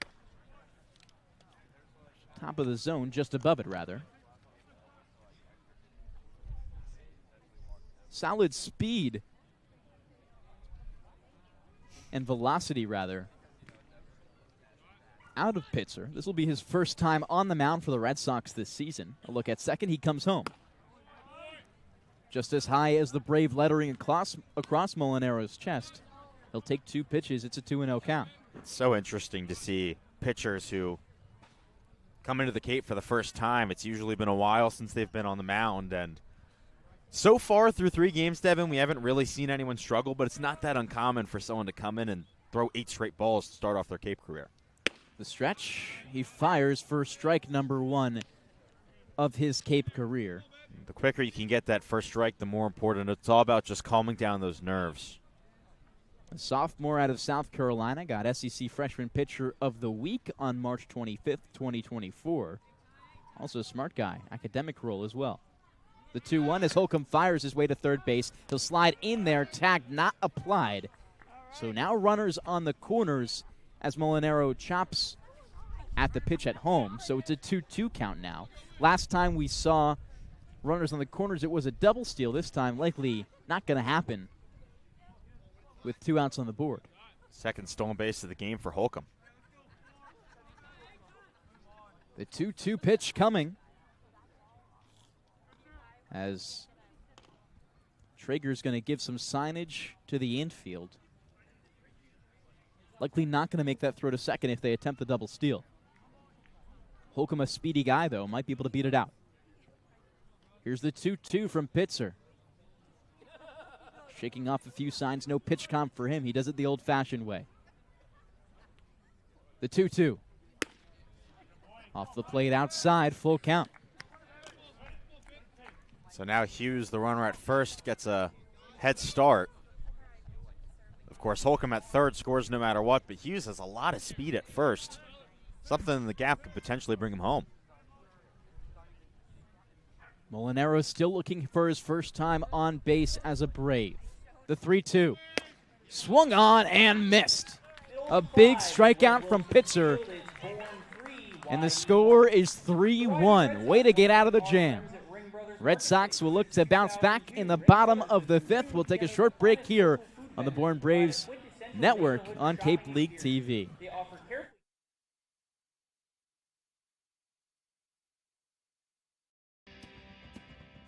When you need to dig, lift, move, cut, or just about anything else, then dial up the rental source staffed with equipment and construction experts.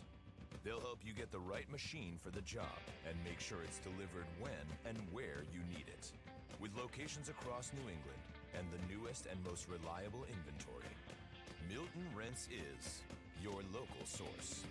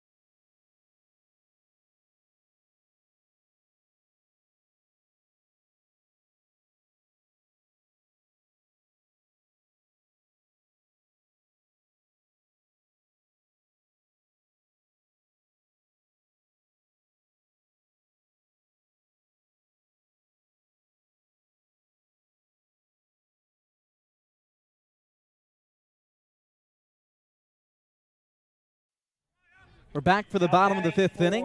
From Red Wilson Field, it's Devon, Jarvis, and Adam Gotkin here for your coverage. New pitcher on the mound, Zach Konstantinovsky. What do you got for me, Adam? Yeah, he's a really interesting guy. Back in his true freshman year at Rutgers, was one of the best pitchers that they had 8 weekend starts and a 5.29 ERA before missing the rest of that season due to injury. Missed all of this past year, so his first action in a while. The first pitch.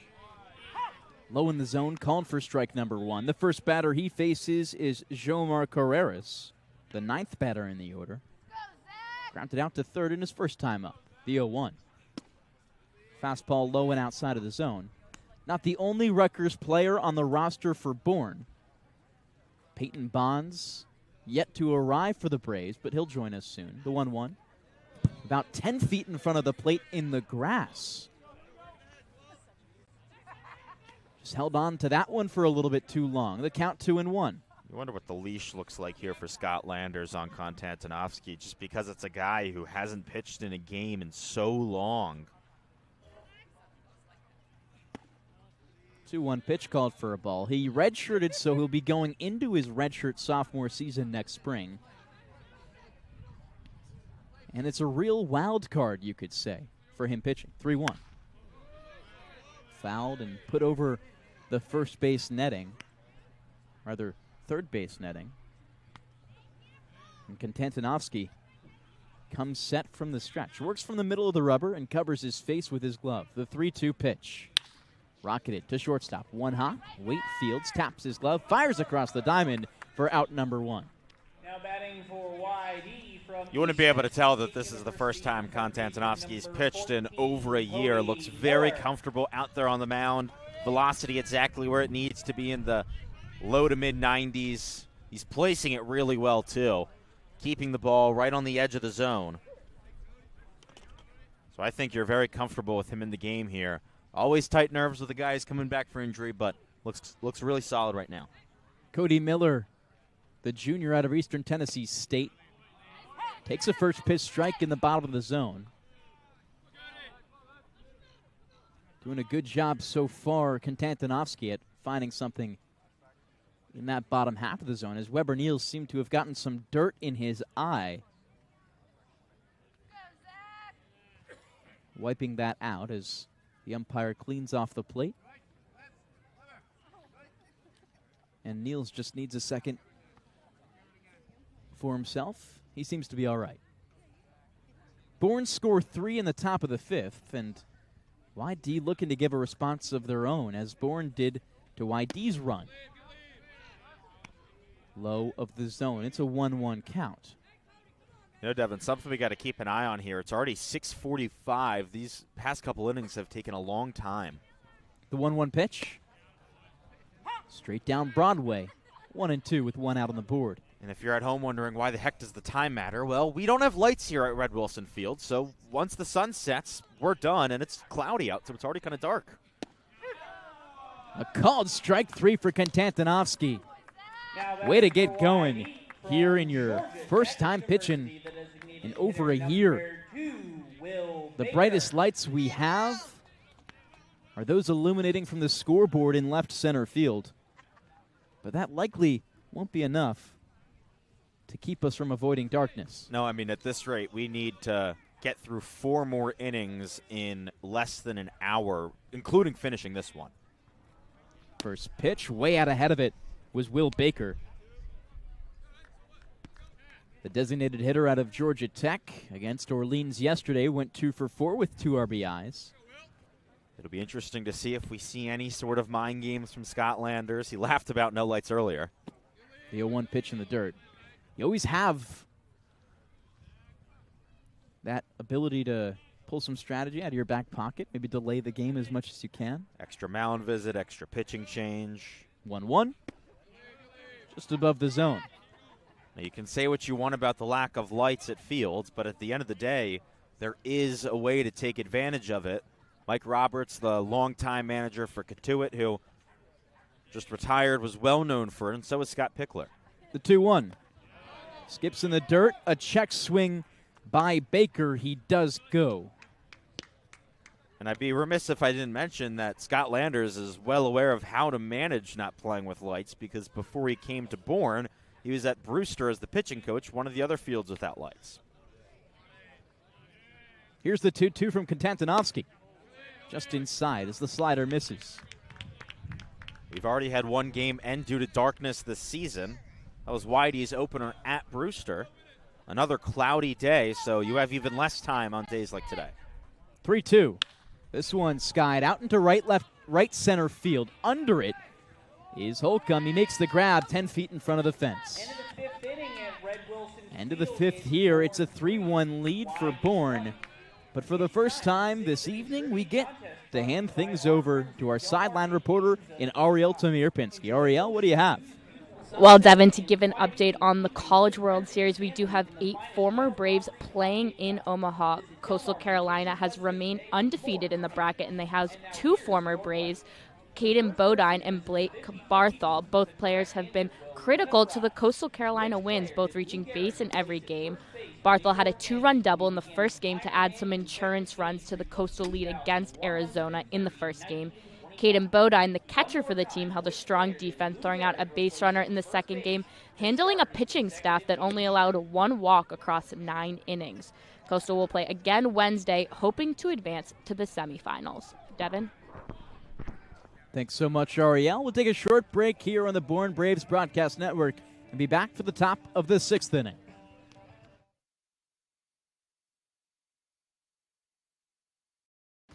Cape Cod 5 is proud to be the official banking partner of the Cape Cod Baseball League.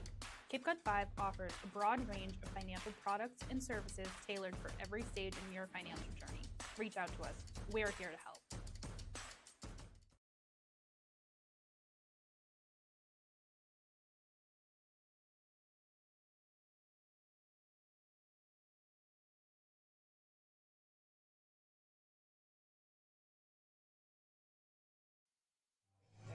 Thanks for staying with us here from Red Wilson Field. It's getting dark from Yarmouth. Could affect our game as this one goes on, but that doesn't mean the Bourne Braves are done yet. They're up 3-1 against the Red Sox and are looking to add insurance to their lead. And to do that, we begin with Noah Franco, the two-way out of TCU. Just spent his freshman season there, getting a first-team All-Big 12 selection. Not too bad for a freshman. Not at all, and it's always interesting to see what freshmen do out here on the Cape. A lot of these guys, including Franco's first time playing a full season with a wooden bat. It can take some adjusting, but he's made some solid contact so far. Franco from the left side. He faces Pitzer for the first time. Takes a first pitch strike on the inside part of the plate. One of the few Bourne players with the high socks and knickers. Most of the guys just have the long pants. Here's the 0-1 coming for Pitzer. Shakes his head, gets the call, and deals. The righty gets one fouled off down the first base line. My personal preference is the long but not baggy pants. So the ones that go all the way down to the ankles, like what the pitcher Pitzer is wearing right now. That's what I always have my Road to the Show player in MLB The Show. We kind of have to have some sculpted legs to wear those. 0-2, cut on and missed by Franco. He goes down with a strikeout for the second time in a row. Are you trying to say that I need to lift more, No, Devon? no, Adam. I'm just saying that not everyone can wear those, and you are one of the few people who can. Well, I haven't worn them in 10-plus I mean, years. if you I did did, I want think to, I could pull it off. You could pull it. Well, I appreciate it. I'm sure your MLB The Show player can, too. Oh, he rakes. First pitch. Weber Neal's going to watch this one by. He was the first run of the day for Bourne. Scored on a double steal just an inning ago in the top of the 5th. Bourne up 3-1. Looking to add to it. Here's the 0-1 from Pitzer. This one going to be above the zone and hit off the glove of Traeger. He'll find it and return it back to the rubber. I hope you keep us updated on how your Road to the Show player does as the season goes on. It's been a while since I've played, to be honest. Okay. The 1-1. Out into shallow center field. Neal's going to try and get one. He doesn't. Jomar Carreras with a great backhanded grab as he sprints from his post at second base to shallow center field. 2 outs on the board for YD. Next to come up is Jimmy Keenan. I feel like we've had a number of those soft hit balls, shallow outfield, and the infielders and outfielders have all played really well so far. Great communication on both sides. Really excellent defense from both teams today, excluding that top of the 5th inning. And that's where the runs came in. The 2 errors led to all 3 runs. First pitch from Pitzer. Keenan's going to take it for strike number 1.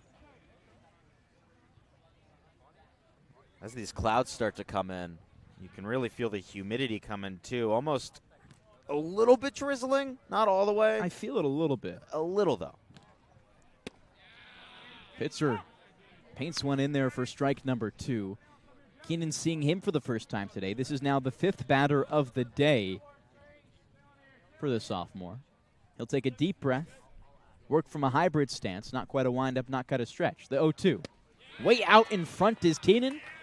A swung on strike 3 to go 1-2-3. Exactly what the Red Sox need to bring this game back into their hands. We'll take a short break here as we swing things to the top or the bottom of the 6th inning. We'll be right back.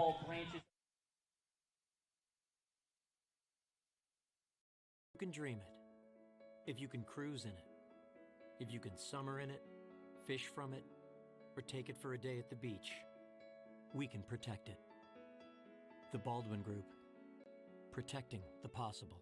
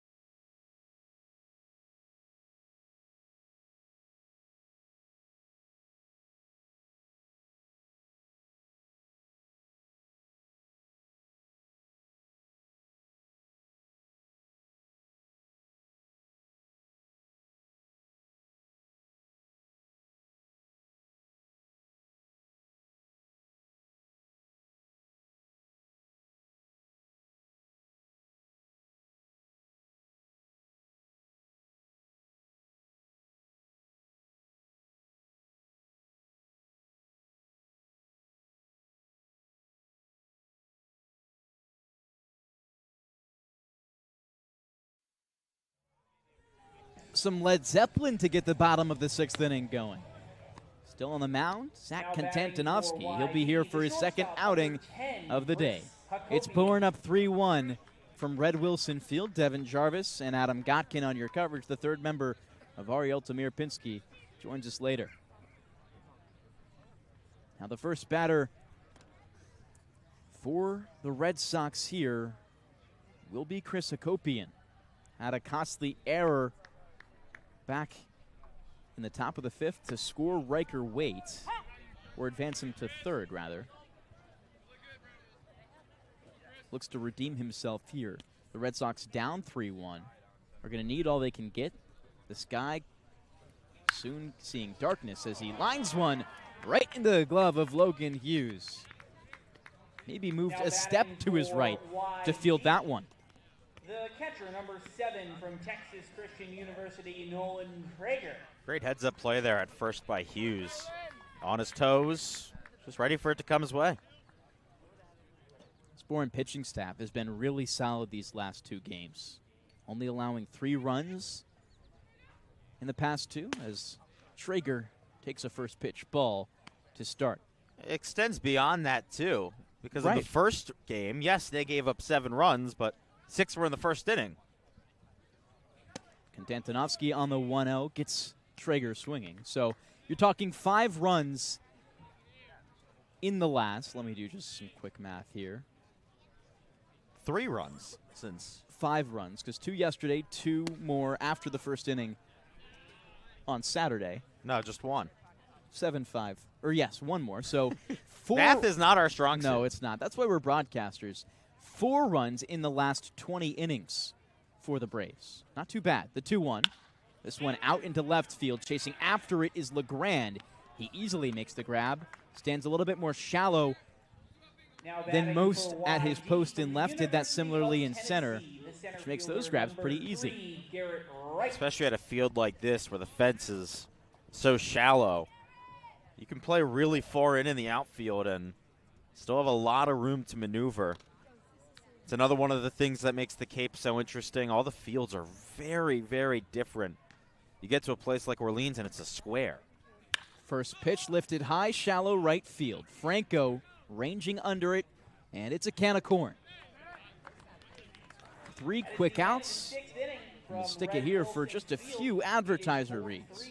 Are you ready to dominate the diamond and pitch like a pro with the Cape's own Keith Bildo? Join us at the Capelex, where champions are made. Don't just play the game, own it. Visit the Capelex today and unleash your full potential. Located at 6 Forest Park Drive in Bourne. Find us on Facebook or at thek-plex.com. Elevate your game at the Capelex. Also, Keystone's Place at Buzzards Bay is Bourne's premier senior living community. Conveniently located adjacent to the Cape Cod Canal, visit us at Keystone Place at buzzardsbay.com. We'll send it to a quick break. Pitts are still on the mound when we come back.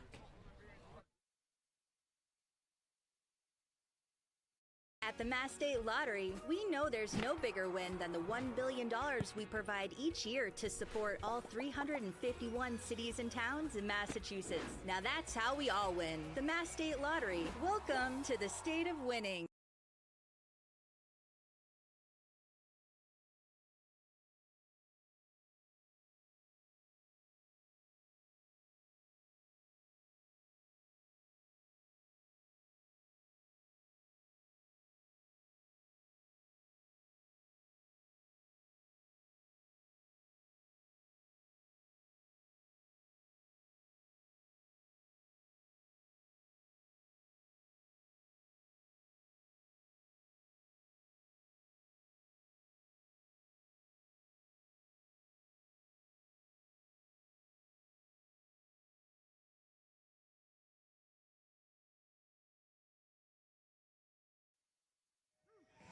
We swing things to the top of the 7th inning here from Red Wilson Field. Devon, Jarvis, Adam Gotkin on your coverage. Bourne right now up 3-1 against the Red Sox.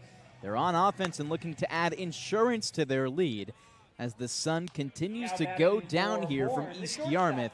It's going to be in play today. No lights on the field, so we could see this game get cut early due to darkness. But for now, that's only to the Braves' advantage with their 2-run lead. To begin, we have Riker Waite, second leadoff hitter. He bats 9th and scored in his last time at the plate. First pitch, out into center field. This one hit hard. Left center field, charging over it is right. That one going to drop and hit the wall. Waite motoring into second base. It's a stand-up double to lead off the 7th inning. How about that? The third extra base hit of the day for the Braves. You couldn't ask for much more from him, Lewis, and Holcomb. Well, you love to see that from your number 9 hitter. You cannot ask for any more from your second leadoff man. A walk last time at the plate, and then a double this time. He's really showing that he's a guy who can do it all. Just get on base by whatever means necessary, whether it's power or, being patient. First time we've seen real power from Waite in his Bourne career. Pitzer with a runner on second now works from the stretch. Brings the belt to his glove. Looks at second and fires. LeGrand going to take a first pitch strike.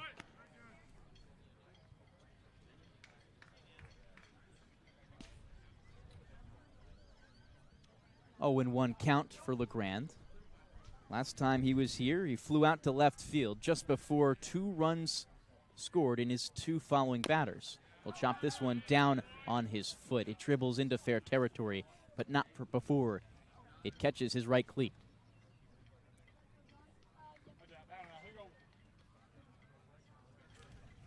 LeGrand, a really solid player, up in the top of the OPS rankings for all Cape League players so far. He's been integral to the success that Bourne has had offensively in 2.5 games now. Runner on second in Waite. Not a huge lead. Here's the 0-2 pitch coming from Pitzer. Looks at second and comes home. Fastball at his neckline. The high pitch makes it a 1-2 count. Sky getting darker. Wind picking up. It was all of a sudden that the temperature felt like it dropped 10 degrees out of nowhere. It was a beautiful day earlier. Now it's chilly. That's the Cape this time of the year. Here's the 1-2 coming from Pitzer. Dancing at second. The pitch comes home. Skips in the dirt. Waite not going to steal. Little mind games. He showed those last time, too, as Waite faked a steal to third base. And when the throw came over, the shortstop in Hakopian didn't make the catch, and he advanced the runner. Here's LeGrand. He waves his bat and holds it high above his left shoulder, choking up on it about 2 inches. Here's the 2-2 pitch. This one out right field. If it's fair, it could score Waite. This one gonna drop just before the fence. Waite storming in. Gonna look for third is LeGrand. It's gonna be a play close and out. But an RBI hit for LeGrand. Waite scores from second. A huge play as Bourne now leads 4-1 in the top of the 7th. I do not mind John LeGrand trying to stretch that into a triple at all. Hit it really hard into right field, down the line. That's the perfect spot for a guy to hit a triple. It just happened to be a perfect relay throw, and he slid a little bit over the bag. But that aggressiveness when you're already up by 3 with no outs in the inning, I don't mind that at all. Very speedy guy. A great throw from right field. Insider Cannon has that last name for a reason. It fits him. Cade Lewis now up to the plate. He had a double in his last time, up an RBI. He scored weight. It's an 0-1 count. Pitzer nods for his sign. Deals. Catches some dirt. Evens up the count at 1 apiece. Holcomb on deck as well. These two guys had back-to-back RBI doubles last time up. Here's the 1-1. Fouled straight down on home plate. Lewis, a big guy. He can surely put some force into the ball. 6'3" out of Wake Forest. Grew up in Minnesota. Not the only. I guess, would it be Minnesotian? Minnesotan? Minnesotan. Him and Weber Niels. 1-2 off speed. That'll be strike 3. Lewis didn't like the call. We'll head back to the dugout. Now batting for Bourne from Vanderbilt University, the center fielder number 34, Braden Holcomb. Holcomb, the next one up with 2 outs on the board. Base path is empty. Of course, LeGrand had a easy double, but wanted to get 3. Got thrown out by Cannon in right field. Holcomb digs into the righty's batter's box with his baby blue tipped bat. First pitch, high and inside. Holcomb dips out of the way. It's 1-0.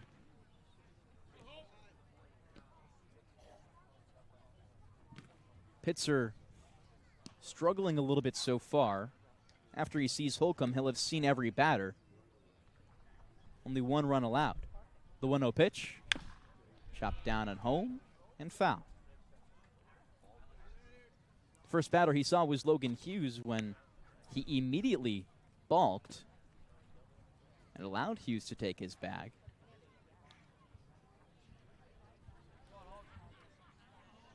And really has been solid so far. 2 strikeouts, or rather 3.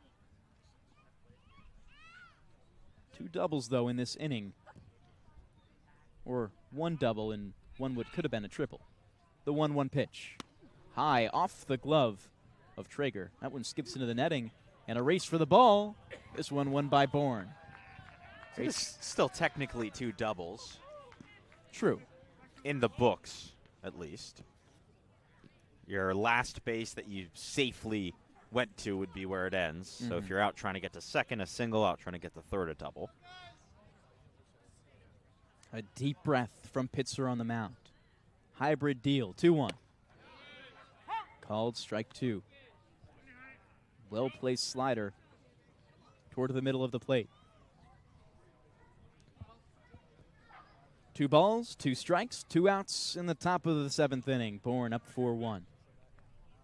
Holcomb looking to add to their total. Just about 1 hour from sunset. Here's the pitch. Chopped third base side. Nearly picked up by Coach Limoncelli. Showing those playing day skills. Couldn't quite get the grab. They say we're about an hour from sunset. At least for now, it seems like we've got maybe 30 or so minutes, 40 minutes left with how these clouds are. You know, it hasn't felt like the sky has changed in about 45, but once the sunset starts to happen, it's going to be quick. Especially with it cloudy, you never know. They can end it at any point. We'll Umpire's discretion. 2-2. Foul tipped into the dirt. Traeger nearly had his glove on it. Couldn't hold on.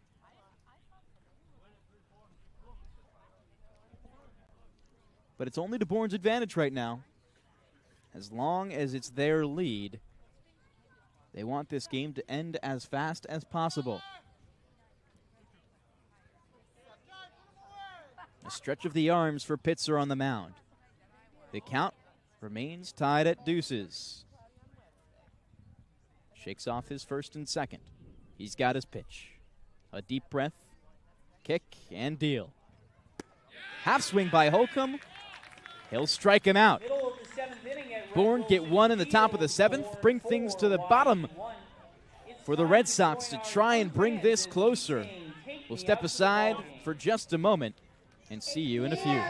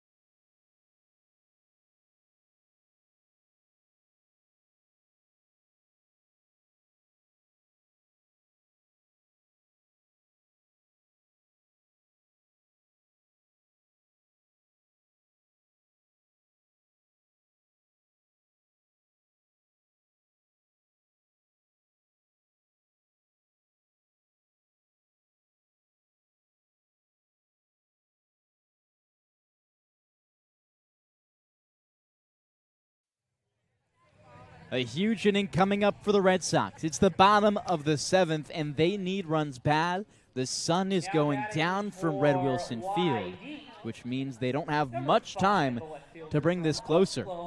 It's the Bourne Braves and the YD Red Sox squaring off on this Monday evening game. Thanks for sticking with us here, Devon, Jarvis, and Adam Gotkin on your coverage. Zach Konstantinovsky will be the Bourne pitcher for his third straight inning. Has some insurance runs behind him. First pitch, showing bunt, is Avery Ortiz. He takes it back. Ortiz out of Oklahoma State. It's been very solid. Rockets one into left center field. This one could drop. Next to the warning track, bounces once and then hits the wall. He storms into second for a stand-up double. Just the way you want to start an inning. Now batting for YD. That's the first real hard contact that we've seen all game long for the Red Sox. Joey Colucci did a great job of not allowing any. Konstantinovsky through the first few innings was keeping the ball pretty low, pretty soft hit, but that time Ortiz just put a charge into it and crushed it. Konstantinovsky, now for the first time this evening, going to have to deal with runners in scoring position. He peers at second and fires. A called strike on pitch number one. Alex Hernandez, the batter in the right side. Sophomore out of Davidson, playing right field this evening. Yesterday against Orleans, went 1 for 2 with 2 walks. As quite a few walks already as pitch 2 gets called for a strike. A solid game today as well. Base hit into center field in the second and a sacrifice fly in the fourth. He's the only run, has the only RBI rather so far. 0-2 in the dirt for YD, that is. First time in summer ball as well. Batting .200 on the moment with a .500 on base percentage. Slider. Going to miss the zone. Squares up the count at 2-2. No outs on the board here in the bottom of the seventh inning. Bourne still with that 4-1 lead. Konstantinovsky taking his time to look at the pitch com. Time is on Bourne's side. The 2-2. Chopped straight down on home plate and back into the backstop.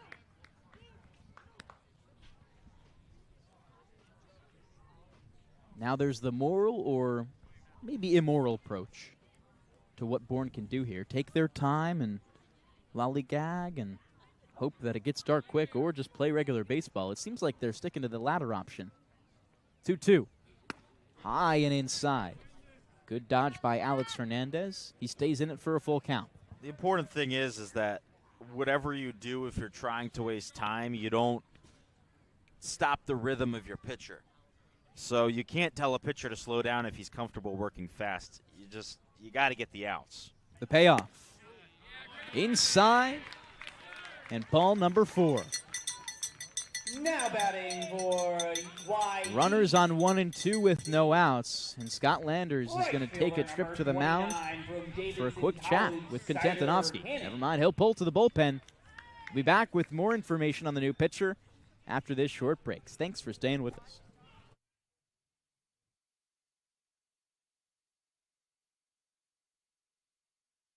At the Mass State Lottery, we know there's no bigger win than the $1 billion we provide each year to support all 351 cities and towns in Massachusetts. Now that's how we all win. The Mass State Lottery. Welcome to the state of winning.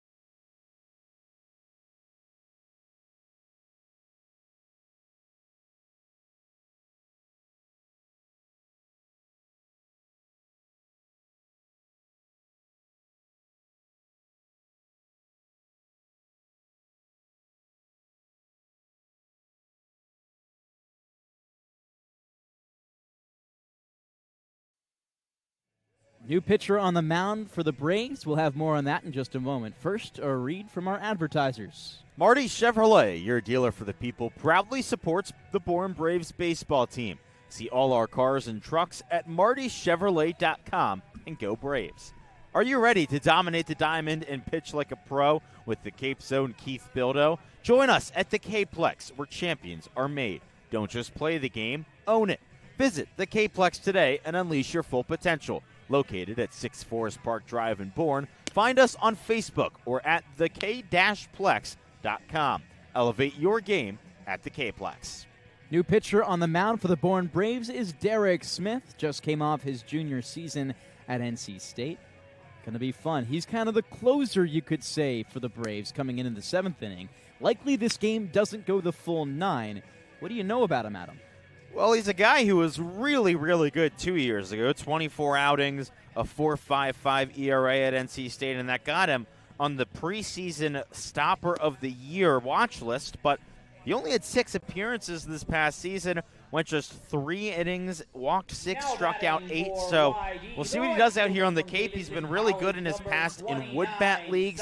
Played in the Northwoods back in 2023, went 44 innings with a 3.86 ERA. At his time in NC State this past season, he didn't pitch more than 1 inning. So this will be likely a new test for him. First batter he sees is Cider Cannon.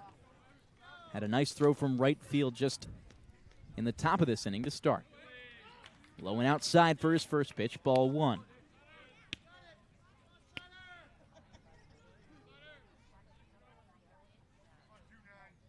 YD still in a 3-run deficit. They're going to try and work their way back with runners on 1 and 2. It's Hernandez on 1 and Ortiz on 2.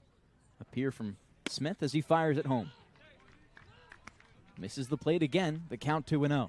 One thing you can't do is walk the bases loaded. Bourne's done a great job today of limiting the free passes. The one that put Alex Hernandez on first was the first walk of the day. Next pitch. Low and outside, 3-0. Konstantinovsky's final tally: 2 innings pitched, 1 hit, 1 walk, and 1 K. No runs. Not too bad for him, but put these 2 runners on that Smith now has to deal with. The only other free pass earlier today, the hit by pitch, resulted in Whitey's only run. The 3-0 count. Inside. And Cannon takes his base. You walk, the bases loaded with no outs. The tying run is at home plate for Jomar Carreras. Number 12, Jomar Carreras. It's all about limiting. That's what we've talked about, Devon, this season. You allow the bases loaded with no outs. You're up by 3. Leave this inning with the lead. That's what matters. How many times have we seen the walks be the killer against the Braves? Yesterday and against Harwich. First pitch. They called strike 1, the first of the evening for Smith. He needed that one. That's why whenever you ask Scott Landers about pitching, all he says is throw strikes, throw strikes, throw strikes. Free passes kill you. Jomar, twice so far. Ground outs in the infield. The 0-1. A nice breaking ball that finds a piece of the zone. Just caught the outer half.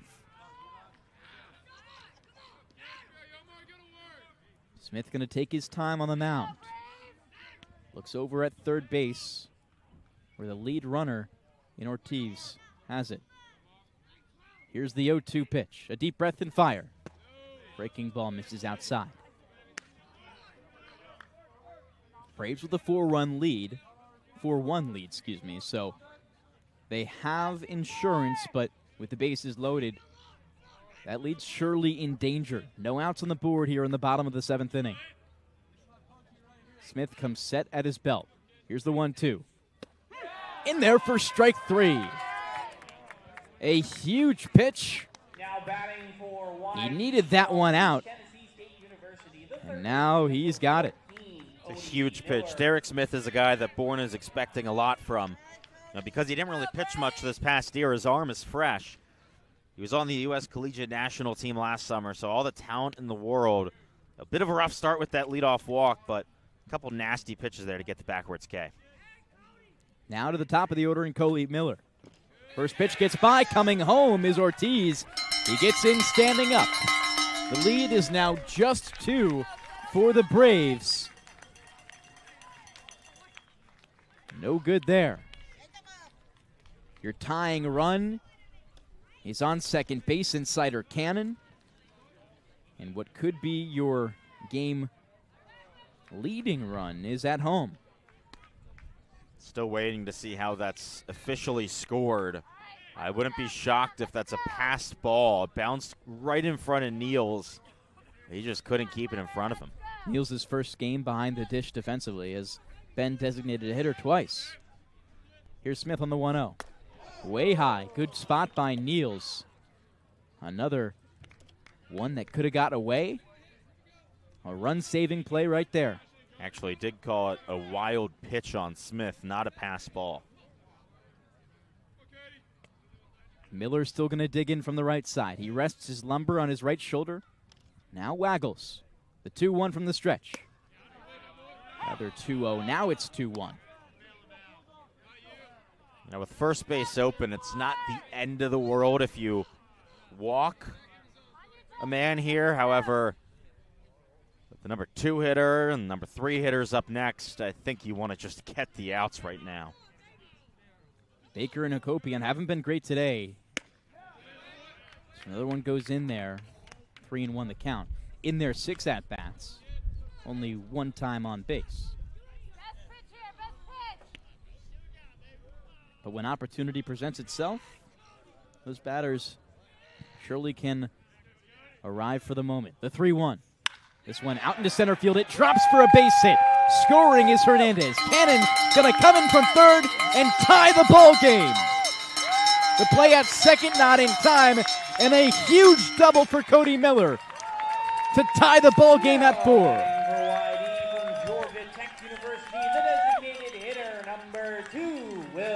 Well, Devon, that's what walks do. That's why we talk about control being the most important thing. Both those runners who scored on that play, Alex Hernandez and Cider Canyon, both reached base on free passes. You give up hard contact, and it results in both of them scoring. Now you have to limit because the go-ahead runs at second base. It's the biggest hit of the game to this point. A 3-run inning for the Red Sox. Matched by Bourne back in the top of the 5th. Smith peers at second at the game-leading run. First pitch out into left field. Under it is LeGrand. He makes an easy grab. Doesn't even need to move to get it. Now it's Hakopian in the transfer portal, but spent his seasons at Maryland. One of the most highly touted prospects in the transfer portal, with a big moment at his fingertips. And this is a clutch hitter. He's already got 2 RBIs on the season. Maybe 0 for 3 today, but someone with Hakopian's bat is always dangerous, even if he hasn't gotten one yet today. Now, he hasn't hit the ball great in this game. A ground out to third, a ground out to second, and a line out to first. But still, again, always a dangerous batter. Since Derek Smith has come in the game, he's walked a batter, struck one out, but most importantly, allowed that 2 RBI double to Cody Miller. Chris Hakopian stands in from the right side, adjusts his brim, and peers straight back at the rubber where Derek Smith resides. The 0-0. A breaking ball called for strike number 1. Big pitch. He's got 2 outs on the board here in the bottom of the 7th. Ball game is tied at 4.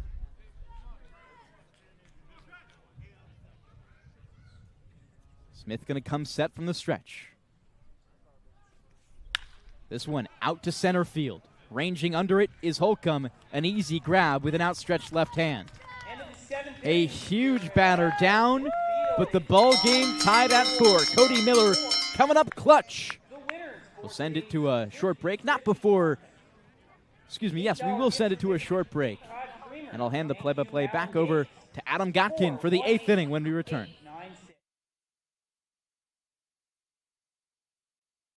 Been a ton of training when it comes to bat speed, or products for players to be able to train bat speed.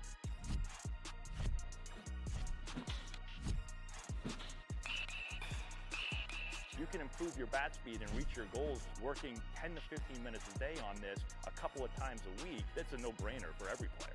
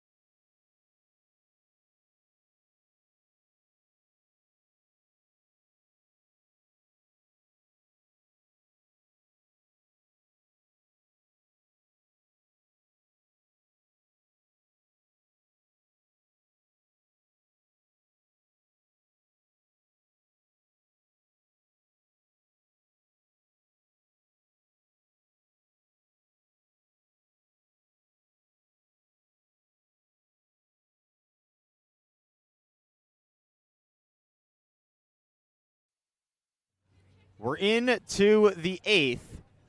We're all tied up at 4 between Bourne and YD, and a new pitcher into the game for the Red Sox. It's Zach Harris out of the University of Georgia. The junior just finished up an incredible year, had 21 appearances, including 5 starts, and led the Bulldogs with 5 saves, officially moved into the closer role in the final month of the season, and helped the Bulldogs get to the spot where they hosted a regional. Had a 2.03 ERA in SEC play and played in Chatham 2 summers ago with 5 appearances.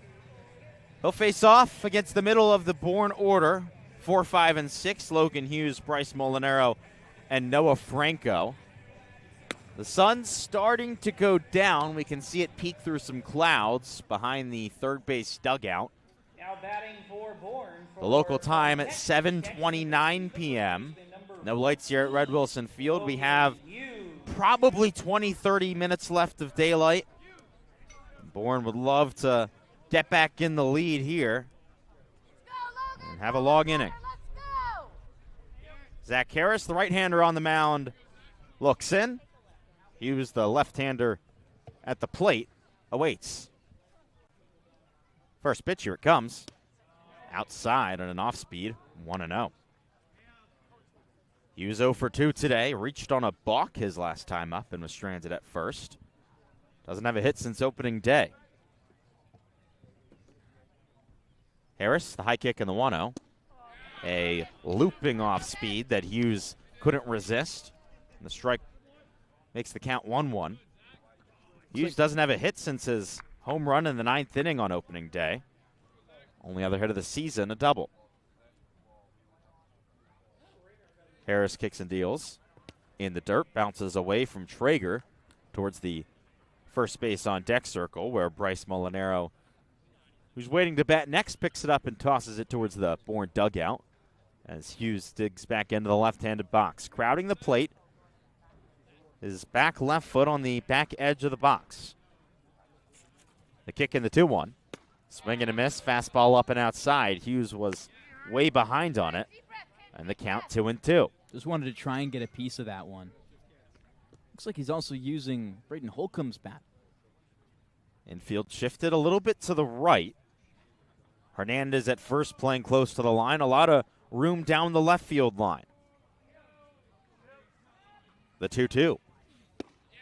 Just outside on a fastball up at 95 miles an hour. But Hughes was able to hold up. Moves the count full to 3-2. Barely missed there. Great eye from Hughes. Way to stay in the at-bat. Harris comes set. The high kick and the payoff pitch. Swing and a miss, strike 3. Went back to the fastball at 94 miles an hour. That time right down the middle. Zach Harris starts his first outing of the season with a K. This middle part of the order hasn't seen much luck. 4, 5, and 6 are Hughes, Molinaro, and Franco. None of them have been on base today, but if they can, they are dangerous hitters. Set up a guy like Franco, get in the base path, and just give your players opportunities to score runs. Molinaro struck out each of his last 2 at-bats. He stands in the box. First pitch, misses low. A slider, and the count 1-0. Noah Franco on deck. Weber Neals in the hole. We're all tied up at 4 in the top of the 8th inning. 1-0 pitch. Upstairs fastball, 2-0. Both of these teams 1-1 on the season. Both 1-0 at home, 0-1 on the road. Bourne hopes to flip the script today and pick up its first win away from Dorham Park this season. Harris kicks and deals. It's fouled back towards the first base side. And Brady, the bat boy for YD, a beloved figure in the Yarmouth-Dennis community, picks up the ball and heads back towards the dugout.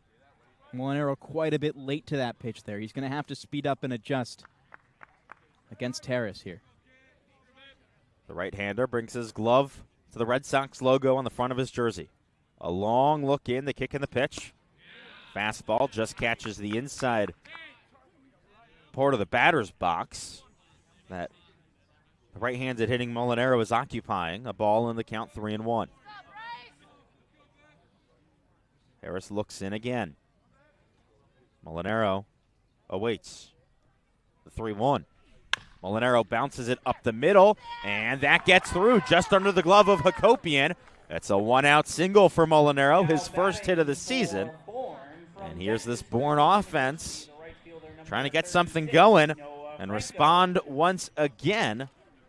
Now in the top of the 8th, when YD scored its first run of the game in the bottom of the 4th. The Bravos put up a 3 spot in the top of the 5th. Try and bounce back again. A great job there from Molinaro. All you need is a single. Franco's a guy who can put power, put the ball in the outfield, and maybe score you from third, if not definitely from second. Franco 0 for 3 today. First pitch, fouled off the netting, down the third base side. 0-1. Franco 0 for 4 on the young season, but does have an RBI. Picked up a sacrifice fly on his first at-bat. The infield shifted to the right against the left-handed hitter. Again, a lot of room down the third base line with Miller playing far to his left. Harris comes set the 0-1. Upstairs fastball. Nice job by Traeger to keep it with him. The count 1-1. Outfield playing back. Just a few steps in front of the fence in some spots where it's very shallow, especially the left fielder Ortiz playing extremely far back. Harris looks in. The kick on the 1-1. Catches the outside part of the plate, another fastball. 1-2. Franco, also a guy who's still looking for his first hit. He's got all the talent in the world, first team, all Big 12. Just needs to make those adjustments. He only got here yesterday. Made the trip in from his home and might still be a little stiff. Hit .313 in his true freshman year. Now the 1-2 popped up, foul out of play down the third base line. One place where Franco did struggle in his first season of collegiate baseball is a spot where a lot of people would expect a youngster to not be his best, and that's strikeouts. Went down via the case 63 times in 56 games. And struck out in each of his last 2 at-bats today. Harris set. Not paying any attention to the runner at first. The pitch, a nice protect swing from Franco. He pokes it foul towards the third base dugout once again. Nice job to battle here with the count 1-2 and 1 out. Huge swing to stay in it there. Last thing you want is 2 outs on the board. Keep those base runners on, and all you need is 1. Finally, a little bit of blue sky poking through the clouds. The 1-2.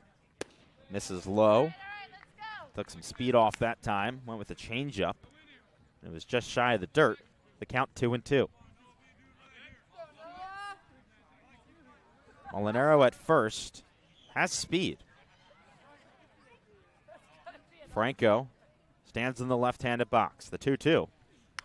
He fouls it back once again. The youngster continues to battle and fight.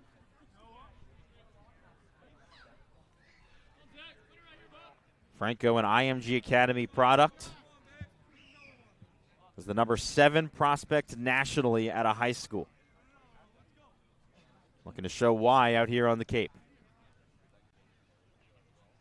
The high kick and the 2-2. Outside, ball 3. Franco continues to be patient, and he's worked his way back into a full count, just as Logan Hughes did to start off this inning. But Harris struck out Hughes. An excellent job to protect the plate, stay in this one. 4-4, top of the 8th. Bourne with the runner on first, 1 out. 3 balls, 2 strikes. Harris comes set, the 3-2. Swing and a miss, strike 3. Franco could not hold up on a fastball well high of the zone. That's the second strikeout of the inning for Zach Harris on a 3-2 count. It brings up Weber Niels to the plate, the catcher. He's 1 for 3 today. Had a single back in the 5th, and then came in to score. He's been one of the hotter hitters this season for Bourne.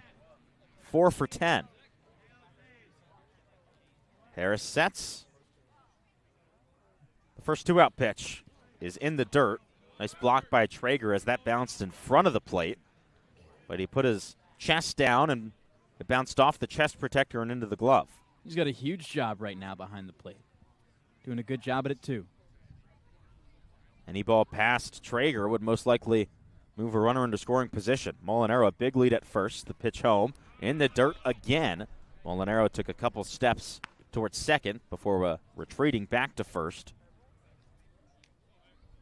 The count 2-0. Niels digs back in. He takes a couple of practice swings and now sets with his open stance. Harris on the mound looks in. The 2-0. Inside fastball, a called strike. 2-1. That right on the edge of the zone.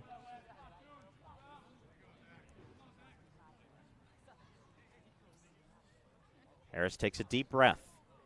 Brings ball to glove. Molinaro active at first again. The 2-1. In for a strike. Another fastball, that time right down Broadway, and the count 2-2.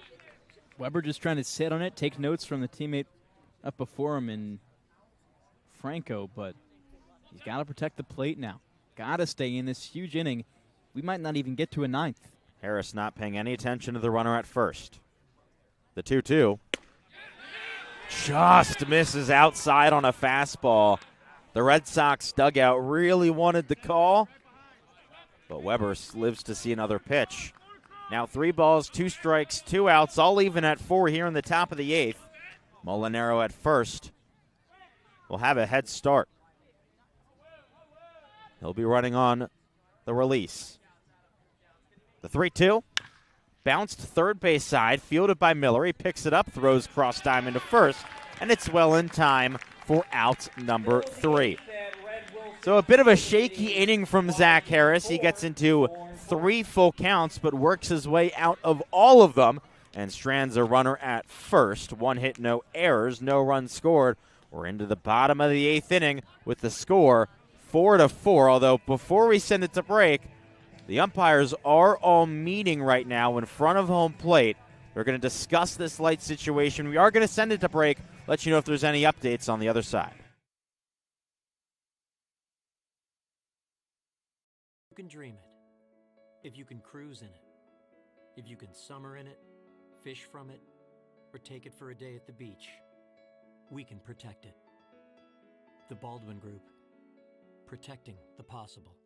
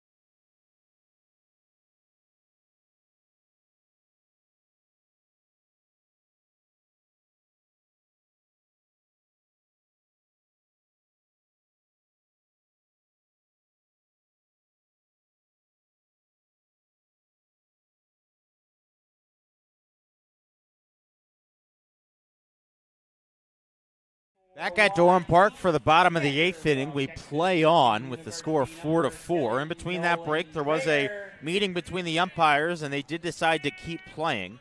The first base umpire, Jeffrey Merzell, did go to both dugouts, spoke with Scott Landers and Scott Pickler. I wouldn't be shocked if this half inning is the last that we play. I imagine so as well, unless you have a really quick 1-2-3. I think the Bourne chances of winning are now done. Derek Smith comes into the wind, his second inning of work. Starts with a fastball, in for a strike. Nolan Traeger watched it all the way in. Smith came in after 2 batters in the bottom of the 7th. Walked a man, struck someone out. The 0-1.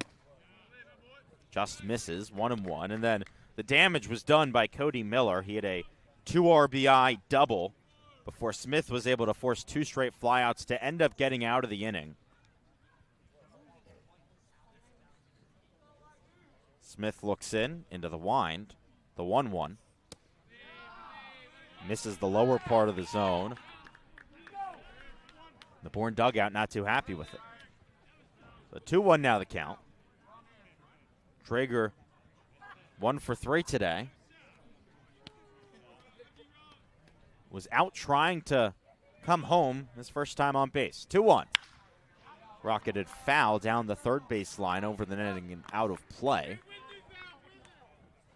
Out towards the softball fields here at Dennis Yarmouth High School. Which, yes, is weird. Now it's Dennis Yarmouth High School, but the Yarmouth-Dennis Red Sox. Say it 5 times fast. I can't. Okay. 2-2. This is outside. 3-2. Scott Landers also on the pitch comm for Derek Smith here. Smith takes his glove off, rubs the ball between his hands before placing his brown glove back on his left hand. Now the righty comes into the wind. The payoff pitch misses low. Ball 4. That's a leadoff walk to Nolan Traeger to start the bottom of the 8th. That's now 3 walks from this Bourne staff in the last 2 innings before no walks all game entering the 7th. And there will be a pinch runner for Nolan Traeger. It is number 16, Braden Dowd, the outfielder from the University of Southern California. Running at first base for YD, number 16, Braden Dowd from the University of Southern This is Dowd's first time on the field as a Red Sox this season. Smith throws over. Back in time is Dowd. Garrett Wright at the plate. 0 for 2 today. Was hit by a pitch back in the 4th. Advanced to second on a wild pitch. And then came in to score later in that inning on a sacrifice fly. That was the first run of the ball game. Another pickoff attempt back in time once again is Traeger. I don't know if I love the pickoff attempts here, Adam. I just am too afraid of a missed throw over to first and getting that runner into scoring position. I mean, this bottom of the 8th kind of acts like the bottom of the 9th. A run could be a walk-off. Traeger represents the go-ahead run. First pitch gets to the backstop. Niels picks it up, but Traeger is already into second base. A wild pitch moves the go-ahead run 180 feet away. Standing straight behind the pitcher, Nolan Traeger could now score on a base hit. It's the second wild pitch, by the way, on Derek Smith. The first one led to a run. Smith looks back to second from the stretch. That ball hit hard foul down the right field line and out of play. No action in the bullpen right now. Rather, 2 guys warming up. All comes down to what Derek Smith can do here. Well, he leans in, comes set at the belt. The 1-1 fouled over towards the Red Sox dugout off the front netting. 1-2. How short is the leash for Derek Smith here? Got a good count right now, but with runners in scoring position, he's in a sensitive spot. Smith comes set. Peek back to second. Dowd has a big lead. The pitch misses the zone outside to the right-handed hitting Garrett Wright. That puts 2s on the scoreboard. Smith looks back in, his right arm hanging down, now puts the ball into the glove. A look back to second and the 2-2. Up and in. Another off speed, and that moves the count full. Smith walks the first guy he saw this inning, Dowd. That man stands at second after the wild pitch. In danger of putting another man on via the free pass here. 3 balls, 2 strikes, no outs in the bottom of the 8th, and the score even at 4 between the Red Sox and the Braves. The payoff pitch. Hit in the air towards shallow center field. Holcomb racing in. It drops in front of him. He fields it as Dowd walks into third.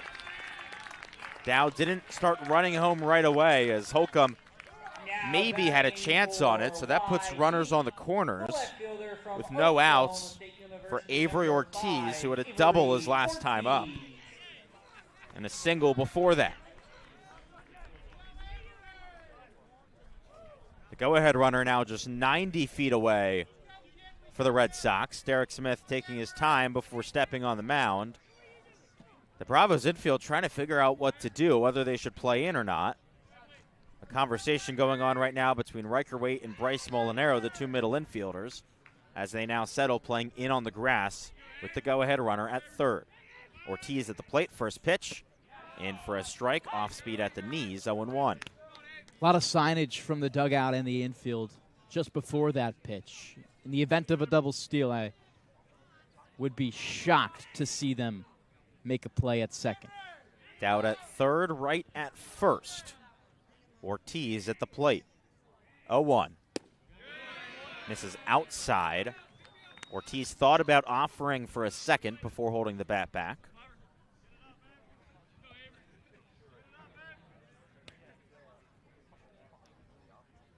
Smith looks back to first and comes set. The high kick in the pitch. Swing and a miss on a fastball. 90 miles an hour outside part of the plate. A well-located pitch. And the count 1-2. Smith working a little faster here. 1 out changes the ball game if they can get it. And the best way to get it is a strikeout. Right-hander looks in, comes set at the belt. 2 on the pitch clock. He kicks and deals with 1 to go, and it's in the dirt. A nice block, though, by Niels. Keeps it in front of him and keeps both runners where they are. A huge stop. Niels has had what could have been a pass ball that ended up allowing a run. He comes up clutch right there. Dowd at third, right at first. No outs here in the bottom of the 8th. A tie ball game. The darkness coming in. The 2-2. Did he go? Doesn't even matter. Called strike 3 as Ortiz checked his swing. A slider on the outside part of the plate just froze him. That's the second backwards K of the outing for Derek Smith. And it brings up Alex Hernandez, who's had a really good day so far. 1 for 1 with a walk and a sacrifice fly. That scored the first run of the game. That was a huge out. Middle infield at double play depth now. The ball into the outfield would give the Red Sox the lead. First pitch upstairs to Hernandez, and the count 1-0.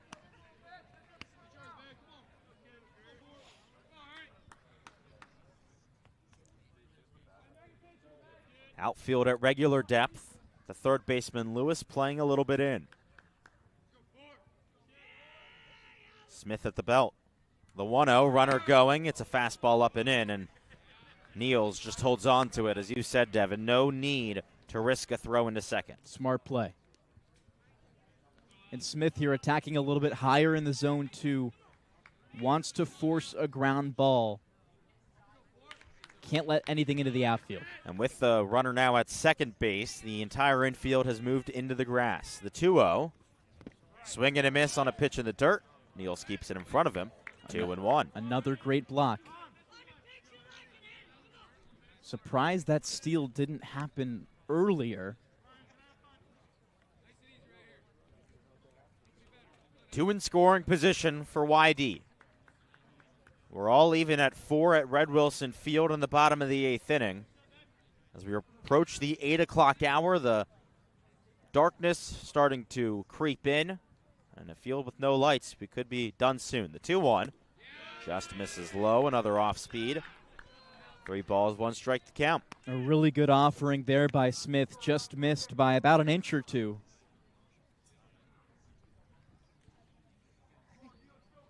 Smith taking his time, looks down to his left wrist at the pitch comm. A quick peek back to second at right. Looks to third where Dowd is, and now comes to the plate. It's fouled back, out of play and towards the parking lot. Dodge some cars at him. Moves the count full to 3-2. 1 out, Smith still taking his time on every single pitch. Got to imagine this will be the last inning. YD essentially looking to walk it off. The 3-2. Got him looking. Went with a breaking ball, put it right down the middle, and Alex Hernandez just kept the bat on the shoulder. You gotta question that decision from Weber not to make a play there.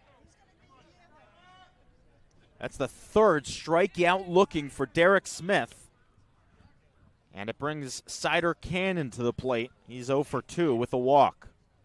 First pitch from Smith. Swing and a miss in the dirt. Niels keeps it in front of him, 0-1. There are ties in the Cape League.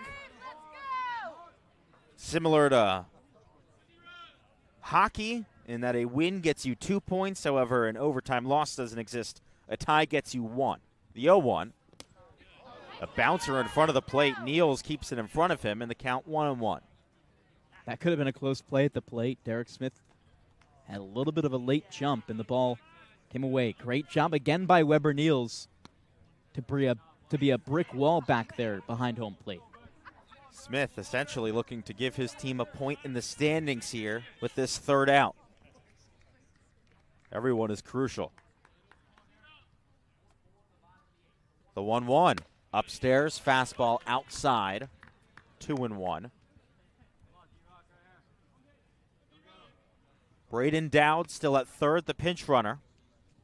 He represents the go-ahead run. Garrett Wright behind him at second. Cannon at the plate, the 2-1. Upstairs and outside on the fastball, 3-1. If you walk him here, it doesn't really matter. Loads the bases, but only that runner on third matters. No difference between losing 5-4 or 7-4 if you don't have another chance at the plate. Smith set at the belt. The 3-1. Ground ball right side. Molinaro fields, throws to first in time. How about that from Derek Smith? As clutch as it gets on the mound. He puts a runner on third to start the inning. What would have been the go-ahead runner, and then gets 2 strikeouts and a ground out to second to end the game. It is done due to darkness after 8. Derek Smith gets his team a point and forces the tie, working himself out of a jam. 4-4, the final score at Red Wilson Field, as the first tie of the season in the Cape League does come today. Just an exceptional effort from Derek Smith. You got really nervous if you were a Brave fan at the start of that inning. Putting 2 on, especially with what happened in the inning before. Smith allowed one of those runs unearned, but generally you can't have that. And it was really huge for Smith to come up big. He does so. Most importantly, those back-to-back strikeouts were the real killer for the Red Sox. So amazing job by Smith. A great game by the Braves. They get a gritty win on the road, blow the lead, but still, you got to commend that bottom of the 8th inning. The final score, 4-4, the first tie of the season in the Cape League. The Bravos now sit at 1-1-1, as do the YD Red Sox. Bourne back in action tomorrow at Brewster. That game at Stony Brook Field gets underway at 5 p.m. We'll speak to you then here on the Bourne Braves Broadcast Network and on Cape League TV. We thank you all so much for tuning into this broadcast. For our sideline reporter, Ariel Tamir-Pinsky, our producer, Gabriella Voccio, and my fellow play-by-play broadcaster, Devon Jarvis, I'm Adam Gotkin saying so long and have a great night. The final from Red Wilson Field, Bourne 4, YD 4.